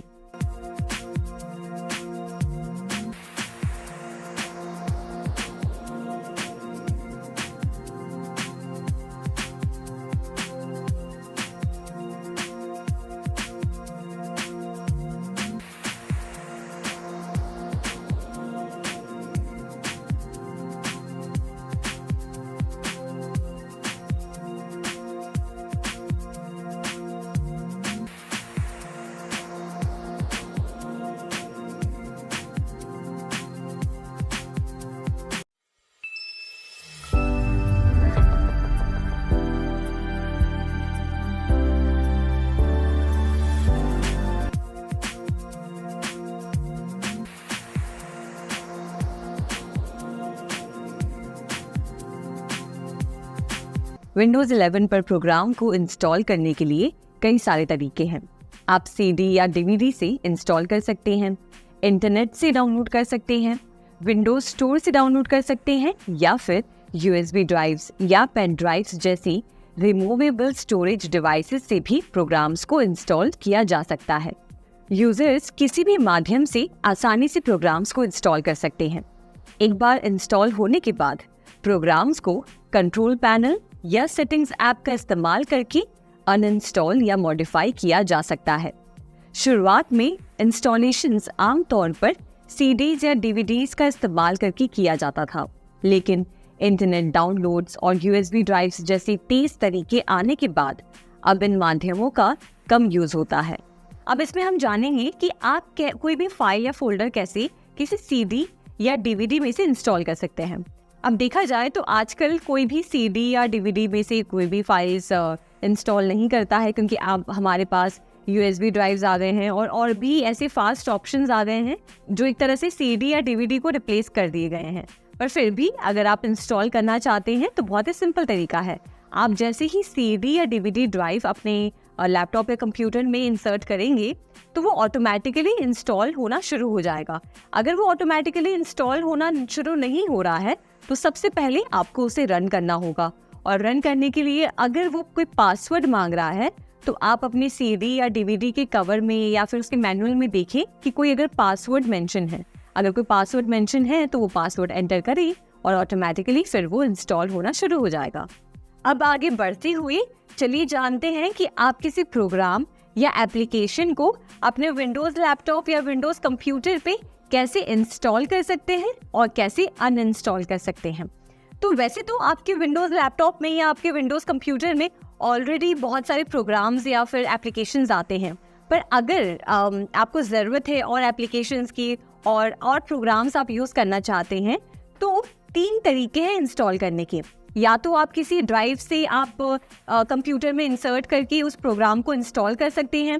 दूसरा तरीका है कि आप वेब पे जाके, मतलब गूगल क्रोम या किसी और वेब ब्राउज़र पे जाके आप उस एप्लीकेशन को सर्च करके इंस्टॉल कर सकते हैं, या फिर आप माइक्रोसॉफ्ट स्टोर से भी इंस्टॉल कर सकते हैं।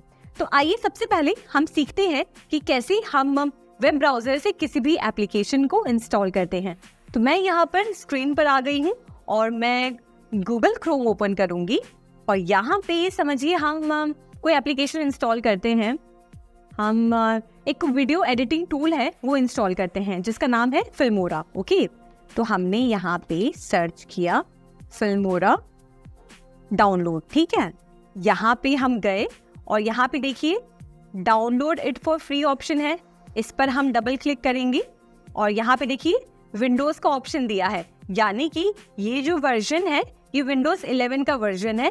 यहाँ पे आप क्लिक करेंगे तो ये फाइल, ये एप्लीकेशन जो है डाउनलोड होना स्टार्ट हो जाएगा। तो यहाँ पे हम क्लिक करेंगे और देखिए ये अभी इंस्टॉल होना, पहले तो ये डाउनलोड होगा, उसके बाद हम हमारे लैपटॉप या PC में इसे इंस्टॉल करेंगे। तो देखते हैं कि ये डाउनलोड हो चुका है या नहीं। तो आप यहाँ पे चेक करेंगे डाउनलोड्स में, तो देखिए ये एप्लीकेशन डाउनलोड हो चुकी है। अब हमें इसे इंस्टॉल करना है हमारे लैपटॉप में, तो हम इस पर डबल क्लिक करेंगे और जैसे ही आप डबल क्लिक करेंगे ये एप्लीकेशन कुछ ऐसा विंडो शो करेगी जिसमें लिखा है do you want to allow this app to make changes to your device, यानी कि क्या आप चाहते हैं कि इस एप्लीकेशन से आपके डिवाइस में कुछ चेंजेस हो। तो हाँ जी, हम चाहते हैं कि ये एप्लीकेशन हमारे डिवाइस में इंस्टॉल हो जाए, तो हम क्लिक करेंगे येस पर। अब जैसे ही हम येस पे क्लिक करेंगे तो ये इंस्टॉल का ऑप्शन देखिए यहाँ पे आ रहा है, इस पे जाके ये क्लिक करेंगे और इंस्टॉल पे क्लिक करेंगे और देखिए ये प्रोग्राम जो है अब डाउनलोड हो रहा है और थोड़ा सा समय लगेगा और कुछ ही समय में ये एप्लीकेशन आपके डिवाइस में इंस्टॉल हो जाएगा। जैसे जैसे आप देखेंगे कि डाउनलोड हो रहा है आपको ये बताते भी जाएगा कि कितना समय और बचा है इसको डाउनलोड होने में। तो देखिए इस तरीके से हमारा एप्लीकेशन अब हमारे सिस्टम में इंस्टॉल हो गया है और आप देख सकते हैं स्क्रीन पर कि हम अपने एप्लीकेशन को अब यूज़ कर सकते हैं। तो ये था आसान तरीका कि कैसे आप अपने कंप्यूटर में या अपने लैपटॉप में ब्राउज़र से कोई भी एप्लीकेशन या कोई भी प्रोग्राम इंस्टॉल कर सकते हैं। ये रहा हमारा एप्लीकेशन जिससे मैं इंस्टॉल कर रही थी। अब जानते हैं कि आप माइक्रोसॉफ्ट स्टोर से कैसे कोई भी प्रोग्राम या एप्लीकेशन इंस्टॉल कर सकते हैं। तो हम आएंगे टास्क बार में और आप जानते हैं कि टास्क बार में हमने माइक्रोसॉफ्ट स्टोर यहाँ पे जो है रखा था। तो माइक्रोसॉफ्ट स्टोर हम ओपन करेंगे और मैं ये VLC मीडिया प्लेयर है इसे इंस्टॉल करना चाह रही हूँ। तो मैं इसे सर्च करूँगी और यहाँ पर देखिए ये एप्लीकेशंस VLC के नाम से सारे जो भी या फिर उससे रिलेटेड जो भी एप्लीकेशंस हैं वो हमारे स्क्रीन पे दिखाई दे रही हैं। मैं सबसे पहला वाला जो एप्लीकेशन है वो इंस्टॉल करना चाहती हूँ।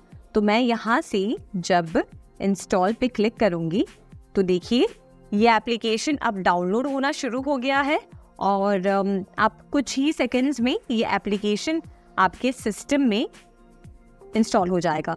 हम वही सेम स्टेप फॉलो करेंगे जो हमने इससे पहले किया था। हम येस पे क्लिक करेंगे और आप देखें कि अब ये एप्लीकेशन हमारे सिस्टम में इंस्टॉल हो रहा है और 100% डाउनलोड हो गया है।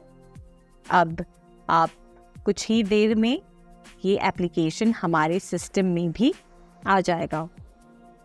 अब आप डेस्कटॉप पे जाके देखेंगे तो VLC मीडिया प्लेयर जो हम माइक्रोसॉफ्ट स्टोर से इंस्टॉल कर रहे थे वो अब हमारे सिस्टम में है और आप जब इसे ओपन करेंगे तो आप इसे सेटअप कर सकते हैं। ये देखिए हमारा एप्लीकेशन या जो हम प्रोग्राम इंस्टॉल कर रहे थे वो हमने माइक्रोसॉफ्ट स्टोर से इंस्टॉल कर लिया है। अब जानते हैं कि समझिए आपने ये सारी प्रोग्राम्स या सारे एप्लीकेशंस आपने वेब ब्राउज़र से या फिर माइक्रोसॉफ्ट स्टोर से इंस्टॉल किए हैं, पर अब आप चाह रहे हैं कि इन एप्लीकेशंस की आपको ज़रूरत नहीं है, तो आप अपने लैपटॉप पे या अपने कंप्यूटर पे स्पेस खाली करना चाह रहे हैं और आप अनवांटेड एप्लीकेशंस या प्रोग्राम्स अनइंस्टॉल करना चाह रहे हैं। तो उसके लिए आप क्या करेंगे? बहुत ही आसान तरीका है। आप जाएंगे स्टार्ट मेन्यू पे, ठीक है, जो विंडो वाला जो आइकन था हम उस पे क्लिक करेंगे। हमने स्टार्ट मेन्यू पे क्लिक किया और उसके बाद हम जाएंगे सेटिंग्स में। सेटिंग्स पे आप क्लिक करें और सेटिंग्स में लेफ्ट साइड जो पैनल है इसमें आप देखेंगे एप्लीकेशंस का ऑप्शंस है। आप जब ऐप्स पे क्लिक करेंगे तो यहाँ पे देखिए सबसे पहला जो ऑप्शन है वो है इंस्टॉल्ड ऐप्स। जब आप इस पे क्लिक करेंगे तो आप देखेंगे कि आपके सिस्टम में जितने भी एप्लीकेशंस या प्रोग्राम्स इंस्टॉल्ड हैं वो यहाँ पे नज़र आएंगे। अब मैंने अभी फिल्मोरा इंस्टॉल किया पर अब मुझे उसकी ज़रूरत नहीं है, तो मैं उसे अनइंस्टॉल कैसे करूँगी? यहाँ पे 3 डॉट पे मैंने क्लिक किया और यहाँ से अनइंस्टॉल कर दिया और फिर यहाँ से रिमूव कर दिया। तो ये एप्लीकेशन अब मेरे सिस्टम में नहीं है। वैसे ही समझिए अगर मैं कोई और एप्लीकेशन अनइंस्टॉल करना चाहती हूँ, समझिए हमने अभी VLC डाउनलोड किया तो हम VLC को अनइंस्टॉल करते हैं। हम 3 डॉट्स पे क्लिक करेंगे, अनइंस्टॉल करेंगे और ये ऐप भी अनइंस्टॉल हो जाएगा। तो आपको बस सिंपल स्टेप्स फॉलो करने हैं जो आपके स्क्रीन पे आ रहे हैं कि किसी भी एप्लीकेशन को इंस्टॉल करने के लिए, अनइंस्टॉल करने के लिए कंप्यूटर या लैपटॉप आपको जो भी इंस्ट्रक्शंस दे रहा है बस उसे फॉलो करते रहिए और आप जो भी चीज़ करना चाहते हैं वो आप कर सकते हैं। तो ये था आसान तरीका कि कैसे आप किसी भी एप्लीकेशन को या प्रोग्राम को इंस्टॉल कर सकते हैं या फिर वापस अनइंस्टॉल कर सकते हैं।